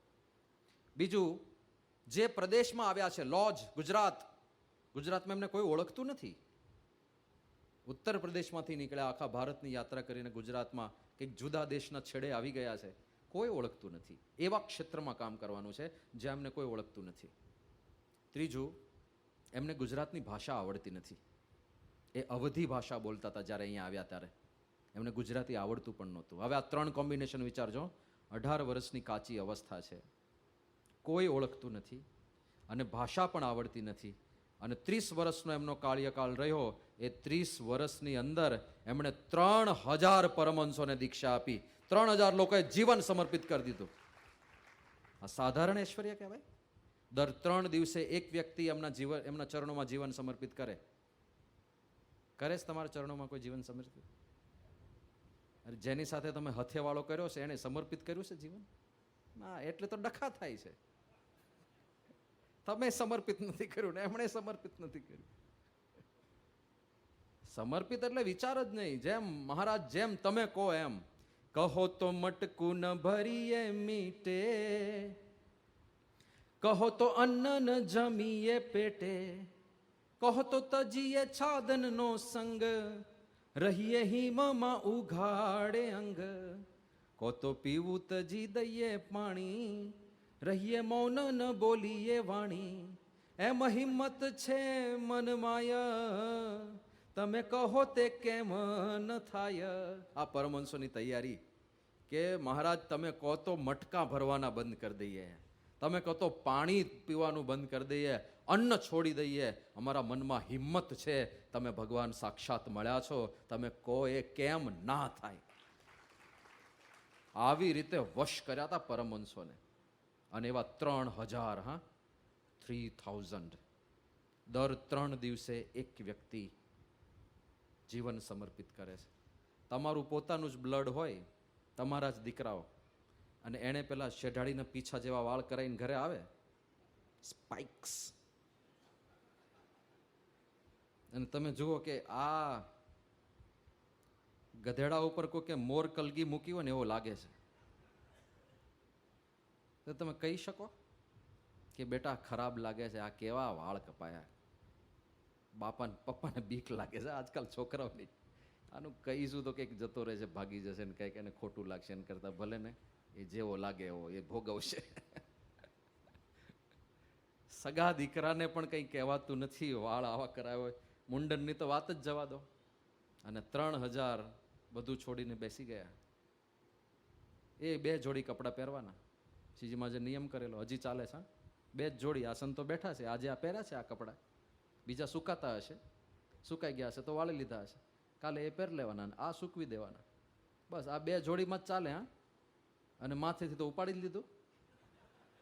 કેવા સુખિયા થઈ ગયા. આમાં સારંગપુરમાં કાચ જ નથી. સારંગપુરમાં એક પણ કાચ નથી. કાચની જરૂર શું? અમારે આમ તો કંઈ કરવાનું ના હોય, તેલ નાખવાનું ના હોય, વાળ ઓળવાનું ના હોય. એક પણ જગ્યાએ કાચ નથી. સવારે ખાલી આ તિલક ચાંદલો કરવા માટે બધાની પૂજામાં જે કાચ હોય ને નાનો, એ કાચ, ત્યારે તમે જે કરવું એ કરી લો, બસ પૂરું. બાકી એક પણ કાચ ના મળે. એવા સુખિયા કરી દીધા ને. આ ચોઇસીસ છે ને, આ પણ આખો એક પેરાડોક્સ ઓફ ચોઇસીસ. આ યુવાનોને રસ પડે તો આવા કંઈક પુસ્તકો વાંચજો, થોડી બુદ્ધિની કસરત થશે થોડી. Paradox of choices. જેટલા વધારે વિકલ્પ એટલી વધારે સ્ટ્રેસ, આવો સિદ્ધાંત છે. તમારી પાસે 17 જોડી કપડાં હોય અને કોલેજે જવું હોય અને તમે આખો પેલો વોર્ડરોબ ખોલો અને કયા પહેરું, એ નિર્ણય લેતા એને 15 મિનિટ થાય. અમારે આ જ છે, આમાં બીજું કઈ તો કઈ છે નહીં, આ જ છે જે છે તે. કઈ ચિંતા જ નહીં, કોઈ ચોઈસ નહીં, આ જ. એટલે વિચાર જ ના આવે. હા, માથું ઓળવાનો વિચાર જ ના આવે, છૂટા થઈ ગયા, ચિંતા જ નહીં. અને આ દુનિયામાં થોડા વિચારશીલ માણસો હોય ને, એ આ ફંડાને અનુસરે છે. સ્ટીવ જોબ્સ, ખબર છે ને તમને? કયા કપડાં પહેરતા હતા? કાળું ટી શર્ટ અને બ્લુ જીન્સ, જીવનભર એક. હા, હવે દુનિયાનો મહાધનાઢ્ય માણસ છે, કરોડોપતિ, અબજોપતિ છે, પણ એક જ કપડાં, કાળું ટી શર્ટ, બ્લુ જીન્સ. છે હિંમત? ના પાડે છે. ભૂલમાં હા પાડી દે ને પાછા સ્વામી કંઈક વળગાડી દે છે, લેંગો જબ્બુ.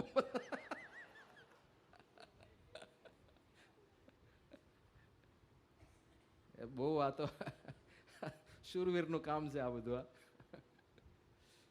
પણ શ્રીજી મહારાજે પરમહંસોને જે રીતે વશમાં કર્યા. બીજું, આ પરમહંસો પાછા જે કક્ષાના હતા એવું નહોતું મૂર્ખ પ્રજાતિ ભેગી કરી હતી બધી. જેને ખબર ના પડે ને મૂર્ખા હોય એને તમે થોડા દિવસ સુધી એને ઉલ્લુ બનાવી શકો, કદાચ એને અંધારામાં રાખી શકો, એ લોકોને આમ એવું ભરમાવી શકો કે હું ભગવાન છું ને હું પરમાત્મા છું. પણ આ તો કેવા ગોપાળાનંદ સ્વામી, મુક્તાનંદ સ્વામી, બ્રહ્માનંદ સ્વામી, નિત્યાનંદ સ્વામી, એક મહાપંડિત હતા.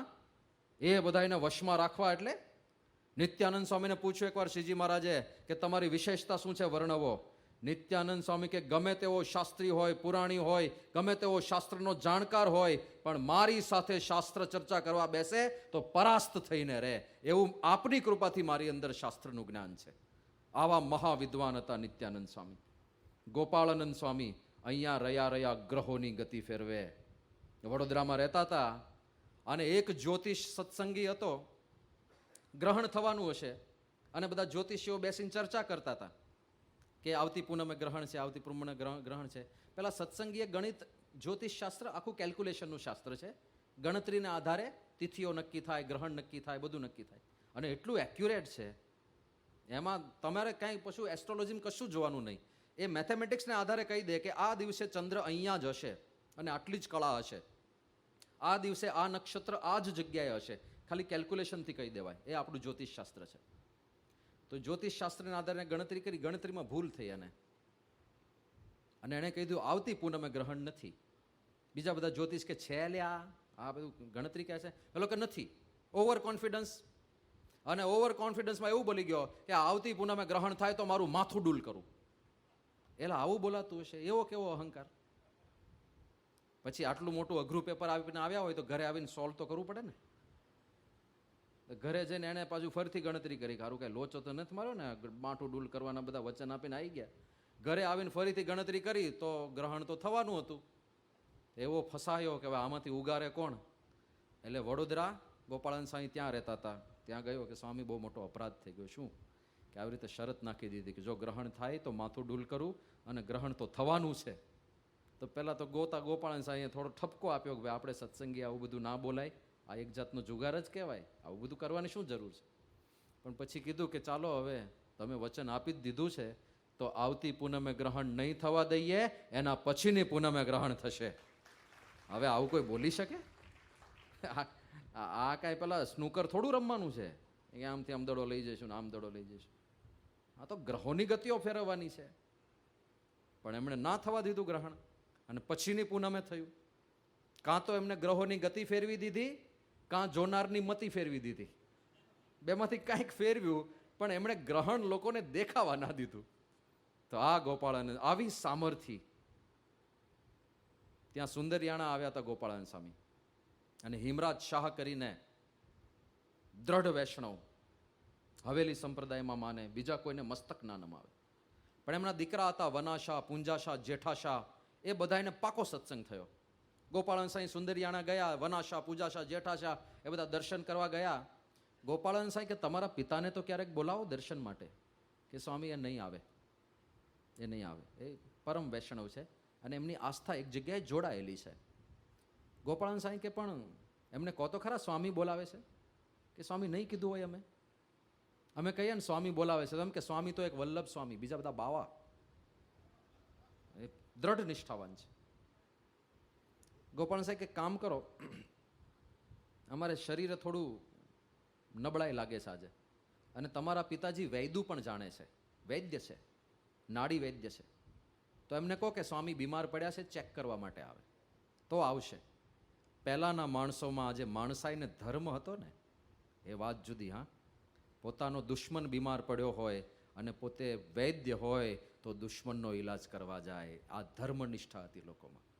જ્યારે રામચંદ્રજી મૂર્છિત થયા, લક્ષ્મણજી મૂર્છિત થયા, ત્યારે હનુમાનજી વૈદ્યને ઉપાડી લાવ્યા હતા. ક્યાંથી ઉપાડી લાવ્યા હતા? લંકામાંથી ઉપાડી લાવ્યા, દુશ્મન દેશમાંથી ઉપાડી લાવ્યા. તોય પેલા વૈદ્યએ દવા કરી હતી. હા, માણસાઈની વાત છે, ધર્મ પાલનની વાત છે. તો હિમરાજ શાહ એમણે નક્કી કર્યું કે કોઈ બીમાર હોય તો મારે જવું જોઈએ, મારો ધર્મ છે વૈદ્ય તરીકે, એ મારે છોડાય નહીં. એટલે ગોપાળાનંદ સ્વામીને તપાસવા માટે આવ્યા, અને જ્યાં હાથની નાડી ગ્રહી ત્યાં ચટકીને ચાલી ગઈ. અહીંયા નાડી પકડવા જાય તો ધબકારા જ ના સંભળાય. પછી ગળા પર નાડી સંભળાતી હોય છે, ત્યાં ધબકારા ના સંભળાય. સાથળમાં નાડી સંભળાતી હોય છે, ત્યાં ધબકારા ના સંભળાય. જ્યાં જ્યાં હાથ મૂકે કોઈ જગ્યાએ ધબકારા ના સંભળાય. સારું, ધબકારા ચાલતા નથી, હૃદય ચાલતું નથી. ગોપાળાનંદ સાંઈ તો વાતો કરતા જાય બધાને, પહેલા ચેક કરે છે ને ગોપાળાનંદ સાંઈ ઉપદેશની વાતો કરે છે.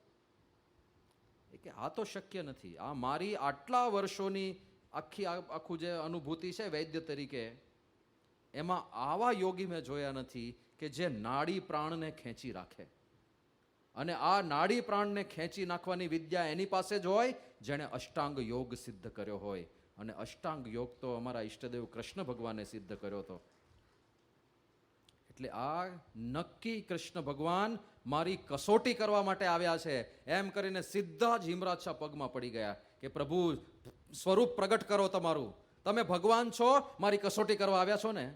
અને ત્યારે ગોપાળાનંદ સ્વામી કહે છે કે હિમરાજ શાહ, મારી જેવા તો સ્વામિનારાયણ ભગવાન પાસે 3000 છે. ભગવાન તો એ છે, ત્યાં જઈને મસ્તક નમાવો. અને પછી હિમરાજ શાહ જે સત્સંગી બન્યા છે, છેક સુધી જ્યાં સુધી મૃત્યુ થયું ભગવાનના ધામમાં ગયા ત્યાં સુધી શીર સાટે સત્સંગ રાખ્યો છે. જબરજસ્ત સત્સંગ કર્યો. પણ આવા સમર્થ ગોપાળાનંદ સ્વામી, અષ્ટાંગ યોગી, નાડીઓ ખેંચી લે, ધબકારા બંધ કરી દે, એવી બધી સામર્થ્ય, પણ એ ભગવાન સ્વામિનારાયણને નતમસ્તક થઈને. વ્યાપકાનંદ સ્વામી મરેલી ઘોડી જીવતી કરે. બોટાદમાં હમીર ખાચર નામના દરબાર હતા, એમની ઘોડી મરી ગઈ અને વ્યાપકાનંદ સ્વામીને દયા આવી, મચ્છરનો જીવ કાઢીને ઘોડીમાં નાખ્યો અને ઘોડી જીવતી થઈ. પણ હવે આવા સમર્થ હોય એને કોઈ બે વેણ કહી શકે? એને કોઈ ઠપકો આપે? વ્યાપકાનંદ સ્વામી ઘોડી જીવતી કરીને જિંજાવદર ગયા, જ્યાં શ્રીજી મહારાજ વિરાજમાન હતા. અને શ્રીજી મહારાજ તો અંતર્યામી, બધું જાણે, સર્વજ્ઞ, ખબર પડી ગઈ હોય કે સ્વામીજી પરાક્રમ કરીને આવ્યા છે. એટલે જેવા એમણે વ્યાપકાનંદ સ્વામીને જોયા, એમણે જિંજાવદરના જે મહિલા હરિભક્ત હતા એમને કહ્યું કે ભગવાન આવ્યા છે, ભગવાન ભગવાન માટે થાળ કરો. એટલે વ્યાપકાનંદ સ્વામી કે મહારાજ હું ક્યાં ભગવાન છું, ભગવાન તો આપ છો, કેમ આવું બોલો છો? શ્રીજી મહારાજ કે મરેલાને જીવતા કરે ને ભગવાન જ કહેવાય ને, અમને કઈ એવું આવડતું નથી. કે મહારાજ કઈ ભૂલ થઈ ગઈ? શ્રીજી મહારાજ કે આપણે આ બધા પરચા દેખાડવા નથી આવ્યા, આ તો અમારા પ્રતાપે કરીને ઘોડી જીવતી થઈ. કાલે સવારે કોઈક રાજાનો કુંવર મૃત્યુ પામશે અને તમને જીવતા કરવા માટે બોલાવશે અને તમે નહીં કરી શકો તો તમને જેલમાં પૂરશે. એટલે આપણે જે કરવા આવ્યા છે એ કરો, લોકોને સત્સંગ કરાવો, આ બધા પરચા દેખાડવાનું બંધ કરો. હવે આવી રીતે કોઈ ઠપકારી શકે? આવા સમર્થ હોય જે મરેલાને જીવતા કરતા હોય એને કોઈ બે વેણ ના કહી શકે. બીક લાગે, તારું કંઈક ડટ્ટન સો પટ્ટન ભૂમ કરી નાખશે તો આપણું તનોત પનોત નીકળી જશે. પણ એ બધાને શ્રીજી મહારાજ નોરમાં રાખે, હા, એકદમ સીધા દોર કરીને રાખે. આવા સમર્થ પરમહંસો એને કંટ્રોલમાં રાખે, એમનું નિયમન કરે. બ્રહ્માનંદ સ્વામી બુદ્ધિના સાગર કહેવાય. હા, ખેરખા કેટલી બધી વિદ્યાઓને વરેલા હતા, એવી પ્રતિભા હતી. ભુજની અંદર પિંગળ શાળા છે અને પિંગળ શાળામાં છંદ, છપાઈ, ગીત એ બધું શીખવાનું હોય. એ બધું શીખવા ગયા હતા તો ત્યાં કોમ્પિટિશન પણ યોજાય. છંદ છપાઈની જ આખી કોલેજ છે, મ્યુઝિક કોલેજ છે, પોએટ્રીની કોલેજ. તો ત્યાં આગળ કોમ્પિટિશન પણ પોએટ્રીની જ થાય ને, બધા પોતપોતાની કાવ્ય કવિતા બધું રજૂ કરે. બહારથી ઘણીવાર સ્ટુડન્ટ્સ આવે, પોતાની કવિતાઓ રજૂ કરે, અહીંના સ્ટુડન્ટ્સ રજૂ કરે, એવા બધી કોમ્પિટિશન ચાલે. એમાં લાડુદાન બારોટ ભણતા હતા, બ્રહ્માનંદ સ્વામીનું જૂનું નામ. તો એ લોકોની મજાક મશ્કરી કેવી કરે, બુદ્ધિશાળી માણસોની મજાક મશ્કરી જુઓ તમે. એક કવિએ પોતાની કવિતા રજૂ કરી, લાંબી લચક આખી કવિતા હતી, પણ એની એક લઢણમાં એક લય સાથે ભૂલો ભલે બીજું બધું મા બાપને ભૂલશો નહીં, આવી કંઈક આખી કવિતા લાંબી લાંબી રજૂ કરી. જેવી એણે કવિતા પૂરી કરીને પોતાની જગ્યાએ બેઠો એટલે લાડુદાન બારોટ ઊભા થયા. એ કે આ કવિતા તમે રચી છે? કે આ મારી રચના છે, 2 દિવસ પહેલા જ બનાવી. કે હોય નહીં. કે કેમ? કે હું નાનો હતો ત્યારથી આ કવિતા ગાઉં છું, તમે કોકનું ચોરેલું ઉઠાડ્યું છે. આ કોલેજને જેવી તેવી કોલેજ નહીં સમજતા, અમે બધું જાણીએ છીએ. પેલો કે પણ મેં જ બનાવી છે, લે આ 2 દિવસ પહેલા બનાવી, તાજી રચના છે. તાજી રચના નથી, હું નાનો હતો ત્યારથી આ રચના ગાઉં છું. પેલો કે ખરેખર તમે નાનો હતા ત્યારથી ગાતા હો તો આખી આખી ગાય બતાવો, ચાલો. તો લાડુદાન બારોટ આખી આખી કવિતા પેલો જે રીતે જ્યાં પોઝ રાખીને, જે લયમાં, જે તાલમાં, જે સુરમાં ગાઈતી, આખી આખી કવિતા ગાઈ નાખી. અને પેલાના માથે જેમ પેલું કાર્ટૂનમાં દેખાડે ને 5 તારોડિયા ફરવા માંડ્યા.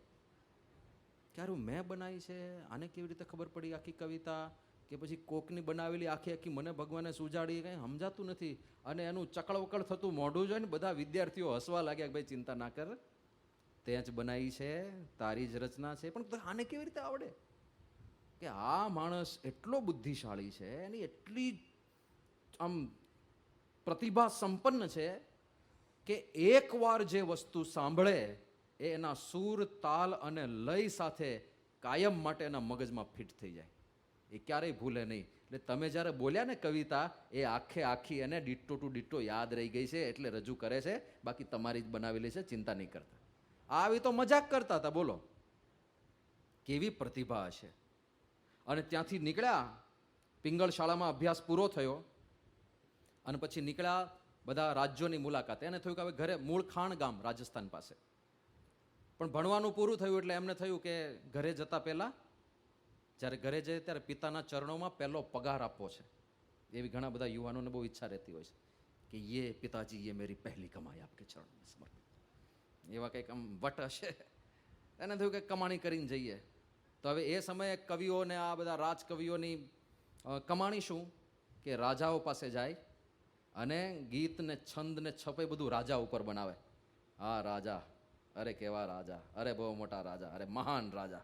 આવા બધા કંઈક ગીતો છંદો લખીને મહારાજા પાણી પાણી થઈ જાય. અને ક્ષત્રિયો ઉદાર હોય, જે હાથમાં આવે એના ઘા કરે.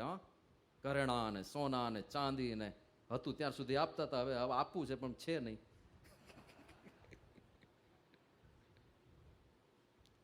તો લાડુદાન બારોટ 3 કે 4 સ્ટેટની મુલાકાત લીધી હતી. ધ્રાંગધ્રા, જામનગર, એવા 2-3 સ્ટેટની મુલાકાત લઈને જ્યારે એ ભાવનગર પહોંચ્યા ને, બ્રહ્માનંદ સ્વામી, લાડુદાનજી જ્યારે ભાવનગર પહોંચ્યા ત્યારે એમની પાસે કેટલી સંપત્તિ હતી એનું નિરૂપણ છે. 11,000 નગદ રૂપિયા હતા. ₹10 1 તોલો સોનું મળતું હતું ત્યારે. હા, ₹10 1 તોલો સોનું એટલે ₹11,000 કેટલું સોનું આવે? 1100 તોલા એટલે 11 કિલો સોનું થયું. 11 કિલો સોનું. કોઈ માણસ ગ્રેજ્યુએશન પૂરું કરે અને મહિનામાં 11 કિલો સોનું કમાઈ લાવે તો કેવો બુદ્ધિશાળી હોય. આ તો ખાલી રૂપિયાની જ વાત કરી. હવે હું લિસ્ટ બોલું છું. 11,000 નગદ રૂપિયા, 20,000ની જામશાહી કોરીઓ, 90,000ની દિવાનશાહી કોરીઓ. આ જુદી જુદી કરન્સી છે. 101 સોના મોહર, જડાવ, દાગીના, હીરા, મોતી, માણેક, પેચ, હમેલ, આશા લાકડી, તોડા, એડી, કડા, વેઢ, વીંટી, આ બધા ઘરેણાના નામ છે. ટૂંકમાં એટલા ઘરેણા હતા કે બધા ઘરેણા પહેરીને ઊભા હોય લાડુદાન બારોટ તો સોનાની મૂર્તિ ઊભી હોય એવું લાગે, એટલા ઘરેણા હતા. પછી ઘરેણા ઉપરાંત પશુ પક્ષીઓ, પશુ પ્રાણીઓ ભેટમાં મળેલા.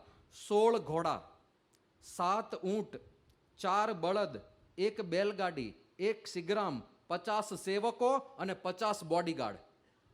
આટલું હતું એમની પાસે જ્યારે ભાવનગર પહોંચ્યા ત્યારે. કેવી જાહોજ! 100 જણ તો સેવામાં છે, 50 સેવકો છે ને 50 બોડીગાર્ડ છે. ખાલી એક વ્યક્તિ સેન્ટરમાં જતો હોય અને પાછળ કાળા કપડાં પહેરીને 4 બોડીગાર્ડ ઊભા હોય ને તો એ કેવી એન્ટ્રી પડે એની. લાડુદાન બારોટ જતા હોય પાછળ 50 બોડીગાર્ડ હોય, કોઈ અડી શકે?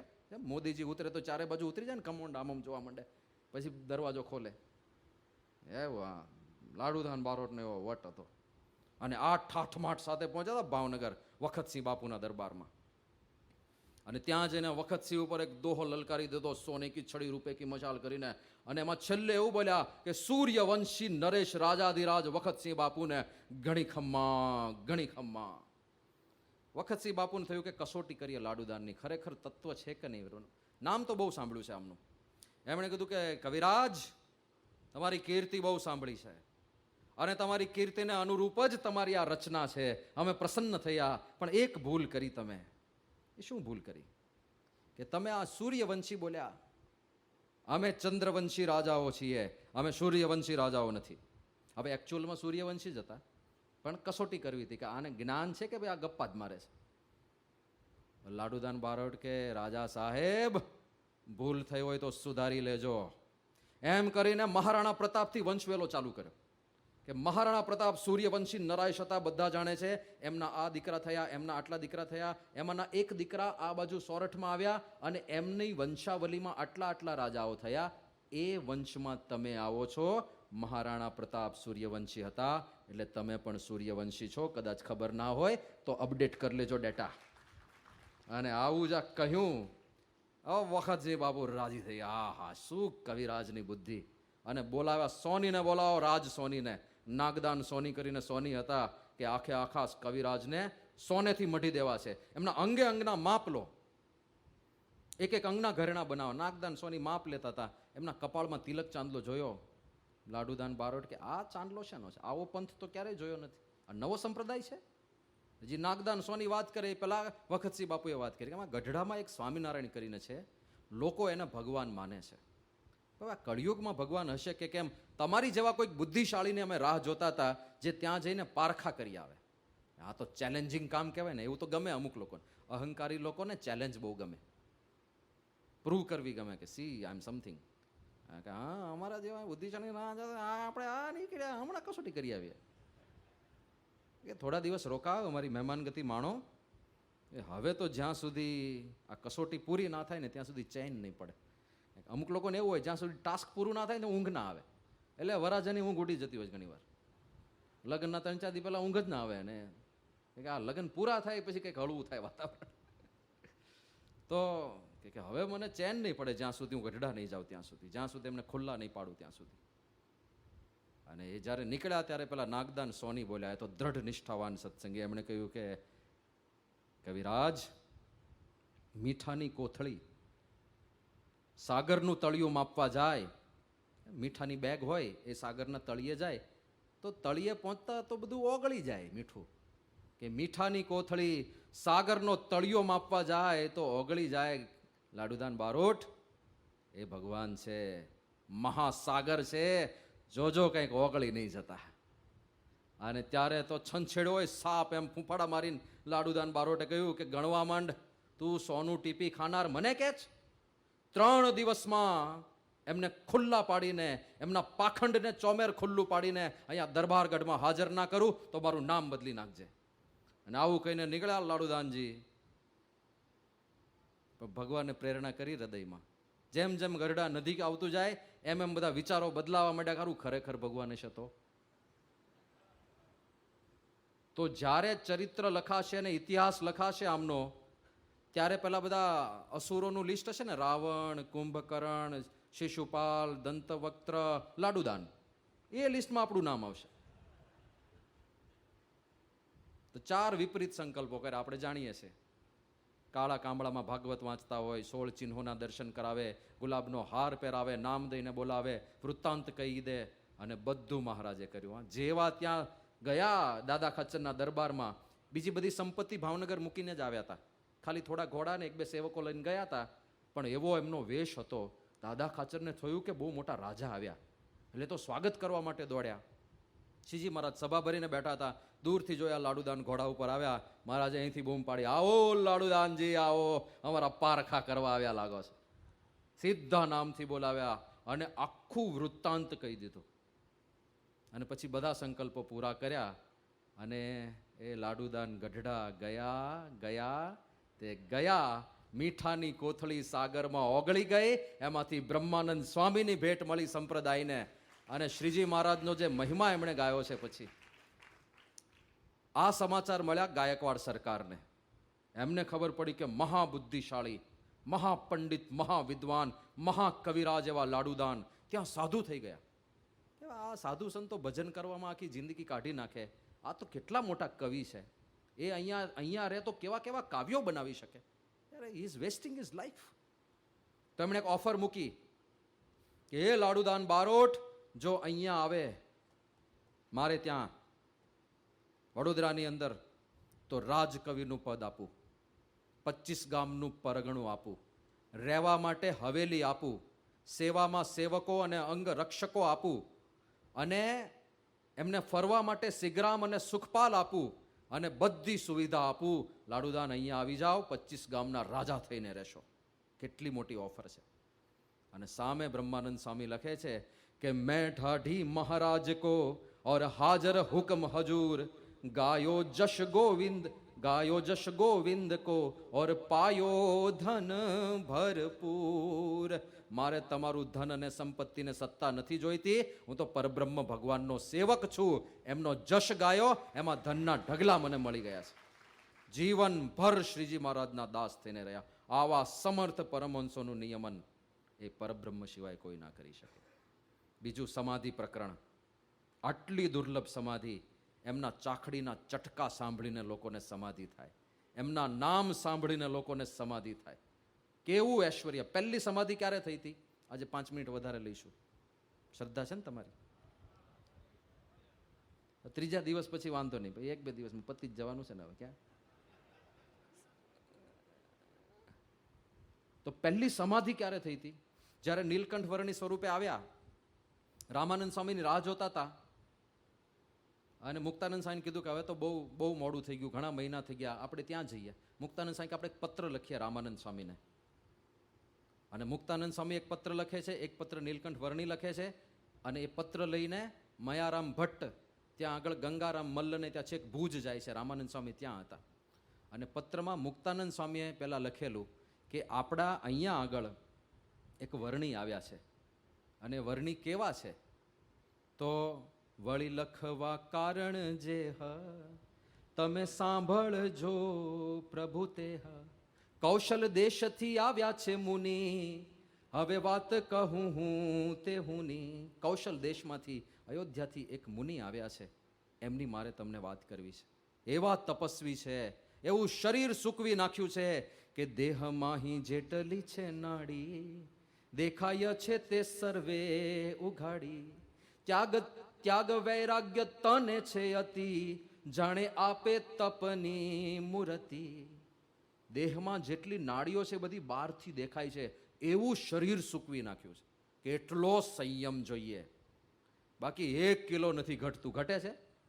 સવારના પોરમાં 5 વાગે જાગીને ટી-શર્ટ ને પેલું પહેરીને ટ્રેક પહેરીને નીકળો, પરસેવે રેપ જેપ થઈ ગયો ને પછી વજન કાંટે ચડે તો એટલે એટલું ને એટલું 104 જ છે. ખાલી દોડવાથી ના થાય, ડાયટમાં ફેરફાર કરવો પડે. પણ નીલકંઠ વર્ણીએ આખું શરીર સૂકવી નાખ્યું છે. ત્યાગ વૈરાગ્ય તને છે અતિ જાણે, મૂર્તિમાન તપ છે. અને જમે કેવું? રસ રહિત જમે છે અન્ન, એહ પણ બીજે ત્રીજે દન.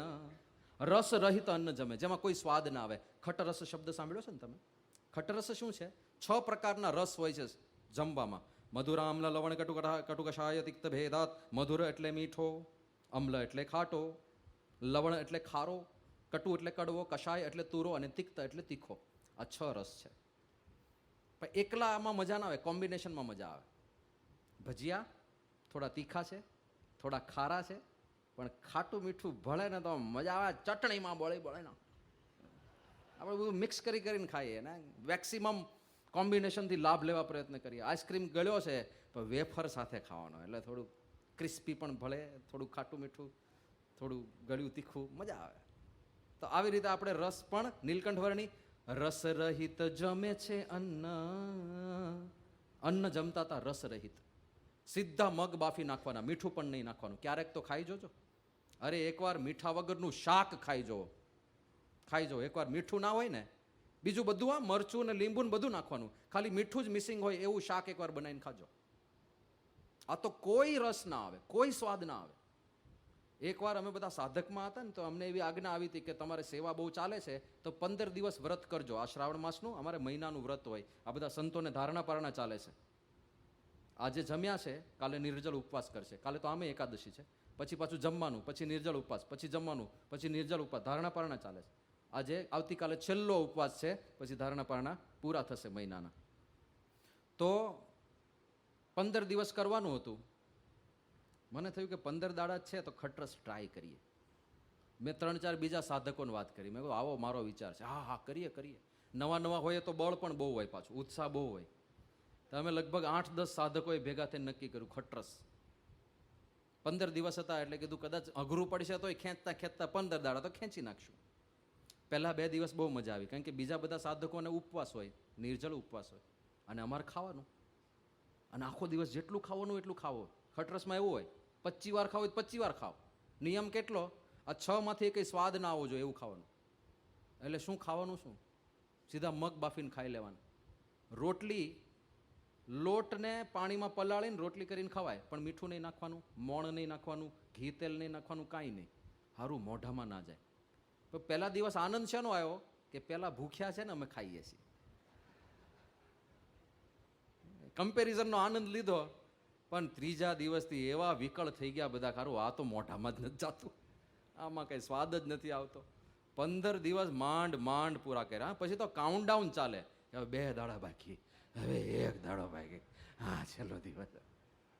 અને જીવનમાં અમુક અનુભવો કર્યા પછી આપણે પાણી લેતા હોય છે ને કે આ બીજી વાર નહીં, પ્રતિજ્ઞા. એમાંનો એક અનુભવ મારો કહી શકાય. નીલકંઠ વર્ણી રસ રહિત જમે છે અન્ન. અને પછી આગળ એનાથી મોટી વિશેષતા છે, એહ પણ બીજે ત્રીજે દન. આજે જમ્યા એક ટાઈમ તો ત્રીજા દિવસે છેક જમે, 2 દિવસ કોરા, પછી ત્રીજે દિવસે એક ટાઈમ, અને એ પાછું રસ રહિત. પછી 2-3 મહિના આવું વ્રત કરે, પછી પાછું પ્રકરણ બદલે. ક્યારેક મરચા મીંઢિયાવળ જમે એ જ એકલું કેવળ. મરચા ને મીંઢિયાવળ જમે. હવે મરચા, લાલ મરચા, પેલું કાશ્મીરી નહીં, લાલ મરચું, એનો ગોળો બનાવવાનો. અને ગોળો બને નહીં એટલે એમાં મીંઢિયાવળનો રસ થોડો નાખવાનો, અને એનો લાડુ જમે એકલો. અરે મોઢાની શું હાલત થાય, રૂવાડા બધેથી પાણી નીકળવા માંડે, આંખ ને નાક ને બધેથી પાણી નીકળે એવું થઈ જાય. એકવાર એક મહાત્મા આવ્યા, ત્યાં પેલું સદાવ્રત ચાલતું. નીલકંઠ વર્ણીને સામે જમતા જોયા, એના પત્તરમાં લાડવો જોયો. ये कि वो बालक क्या खा रहा है, कि वो आपके लिए नहीं है महात्मा जी, नहीं हमें वो चाहिए, वो बालक जो खा रहा है वो हमें चाहिए. તમે વીઆઈપી ટ્રીટમેન્ટ એને કેમ આપો છો, મને આપો. એ જુદી આઈટમ રાખો છો એના માટે? એ એના માટે, તમારા માટે નથી. એને વ્રત ચાલે, જે વ્રત મારે એ લાડવો ખાવો તે એક એક્સ્ટ્રા બનાવ્યો છે, તો ના આપ્યો, લ્યો ખાઓ ત્યારે. એક કોળિયો મોઢા મૂક્યો, પછી ગયા એ ગયા, પછી દેખાયા નથી હજુ. મરચાને મીંઢિયાવળના ગોળા જમે. અને એવું તપ કર્યું. મુક્તાનંદ સ્વામી લખે છે કે એના તપના તેજને માહી અમારું તપ ગયું ઢંકાઈ. જેમ દિનકર આગળ દીવો તે પાસે ત્યાગ અમારો એવો. એના તપના તેજ અગર અમારા વર્ષોના તપ બધા ઢંકાઈ ગયા. અને કેવી રીતે? સૂર્યની પાસે જેમ દીવો કેવો લાગે ટમટમિયા જેવો, એમ નીલકંઠ વર્ણિનું તપ અને અમારી સાધના ટમટમિયા જેવી લાગે. એવા આ 18 વર્ષના વર્ણી અહીંયા આવ્યા છે. અને એ બધું લખીને મોકલ્યું. આ બાજુ રામાનંદ સ્વામીએ મુક્તાનંદ સ્વામીનો પત્ર વાંચ્યો, આંખમાંથી અશ્રુધારા વહી. વર્ષોથી કહેતા હતા કે હું તો ડુગડુગી વગાડનારો છું, ખરા ખેલના ભજવનાર તો હવે આવવાના છે. અને જોયું કે આવી ગયા ખેલના ભજવનાર. અને પછી તરત જ મુક્તાનંદ સ્વામીનો પત્ર મૂક્યો અને નીલકંઠ વર્ણીએ જે પત્ર લખ્યો હતો એ આખો એનો સ્ક્રોલ એ રામાનંદ સ્વામીએ ખોલ્યો. અને ત્યાં વર્ણન લખે છે કે પત્રમાંથી નીકળ્યો પ્રકાશ, તે તો વ્યાપ્યો પાતાળ આકાશ. પત્રમાંથી પ્રકાશ નીકળ્યો, ચારે બાજુ વ્યાપી ગયો. અને જે બધા એ પ્રકાશમાં બેઠા હતા બધાને સમાધિ થઈ ગઈ. બધાને ભગવાનના અક્ષરધામમાં દર્શન થયા કે અવલોકિયું અક્ષરધામ, દીઠી ત્યાં મૂર્તિ ઘનશ્યામ. અને પહેલી સમાધિ ત્યાં થઈ હતી. નીલકંઠ વર્ણીના નથી કોઈને દર્શન થયા, નથી કોઈએ વાત સાંભળી, નથી ચાકડીનો અવાજ સાંભળ્યો, કાંઈ જ નહીં. એમના પત્રમાંથી પ્રકાશ નીકળે અને લોકોને સમાધિઓ થાય. આવું પ્રચંડ ઐશ્વર્ય લઈને પરબ્રહ્મ પુરુષોત્તમ ઈષ્ટદેવ સ્વામિનારાયણ ભગવાન પધાર્યા. તો બુદ્ધિથી વિચાર કરીએ તો પણ ખબર પડે આ કોઈ સાધારણ વ્યક્તિત્વ નહોતું. અને પરમાત્માના પ્રાકટ્યનું સૌથી મોટું પ્રમાણ કોઈ હોય તો સ્વભાવનું પરિવર્તન છે. મુક્તાનંદ સ્વામી લખે છે કે મારી પ્રકૃતિ પહેલા કેવી હતી કે વિષય વાયુ વડે તરણ જેમ ઉડતી, માવજી મેરુના તુલ્ય કીધી. કેવી સ્થિતિ હતી કે ગમે તેવા સંકલ્પ કર્યા હોય મેં કે આ સંયમ રાખવો છે, આ કરવું છે, પણ સહેજ વિષયનો વાયુ આવે અને તરણાની જેમ સંકલ્પ ઉડી જતા. આપણે એવું થાય છે ને, ડૉક્ટર પાસે ગયા હોય અને ડૉક્ટર કહે કે ભાઈ તમને ડાયાબિટીસ છે, તમને બીપી છે, તમને 17 પ્રશ્નો છે, કોલેસ્ટ્રોલ છે, હવે તળેલું ખાવાનું બંધ કરો.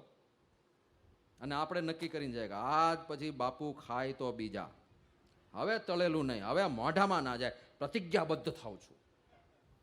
અને આવું નક્કી કરીને ઘરે જાઓ અને ઘરે જઈને પહેલો પ્રશ્ન આ જ હોય કે આજે શું છે જમવામાં? તે આજે વરસાદ પડ્યો અને થોડી ઠંડક થઈ છે એટલે ગોટા બનાવ્યા છે. આજે ગોટા બનાવવાના છે. એ રસોડામાંથી જાય, થોડી વાર ડ્રોઈંગ રૂમમાં સોફા પર બેઠા બેઠા વિચાર કરે, હમણાં જ સંકલ્પ કર્યો છે ને 5 કલાક મોડો. ગોઠવાઈ જાય તરત જ રસોડામાં લાવો ગોટા, વાયો ગોટા. સહેજ આમ વિષય વાયુ વડે તરણ જેમ ઉડતી. સહેજ વિષયનો પ્રવાહ આવે અને તરણાની જેમ અમારા સંકલ્પો ઉડી જાય છે. બધા સંયમ રાખવાના. પણ શ્રીજી મહારાજ મળ્યા, એમની કૃપાથી સાધના કરી અને એમની દ્રષ્ટિથી એવી સ્થિતિ થઈ કે માવજી મેરુના તુલ્ય કીધી. જેમ ગમે તેટલા વિષયના વાવાઝોડા આવે તો મેરુ પર્વત ક્યારેય ડગે નહીં, એમ અમારા હવે સંયમના સંકલ્પો ક્યારેય ડગતા નથી. એવી સ્થિતિ આ પરબ્રહ્મ પરમાત્માના પ્રતાપે અમારી થઈ છે. આવું મુક્તાનંદ સ્વામી સ્વીકારે છે. તો મોટામાં મોટું પ્રમાણ આ છે. લોકોને બ્રહ્મરૂપ કરીને પોતાના ધામના સુખે સુખિયા કર્યા છે. અંતકાળે તેડવા આવે છે અને હાથ પકડીને ધામમાં લઈ જાય છે. આવું સામર્થ્ય, આવું ઐશ્વર્ય એ બીજે ક્યાંય જોવા ના મળે. તો આપણે ખરેખર પરમ ભાગ્યશાળી છીએ કે આ અક્ષર પુરુષોત્તમ સિદ્ધાંત, જે વૈદિક સનાતન સિદ્ધાંત છે, એ સિદ્ધાંત આપણને મળ્યો. પરબ્રહ્મ પુરુષોત્તમ સાક્ષાત આપણા ઈષ્ટદેવ છે અને એ જે અક્ષર બ્રહ્મ એમનું ધામ છે, એમના ઉત્તમ ભક્ત છે, જેમાં પરબ્રહ્મ પ્રગટ રહે છે, એ મહંત સ્વામી મહારાજ આપણને ગુરુ રૂપે મળ્યા છે. ખરેખર ભાગ્યશાળી છીએ. તો એ સત્સંગને સમજીને આચરણમાં આ ઉપાસના લાવી શકીએ, એ જ એમના ચરણોમાં પ્રાર્થના કરીએ. શ્રી સ્વામિનારાયણ ભગવાનની જય.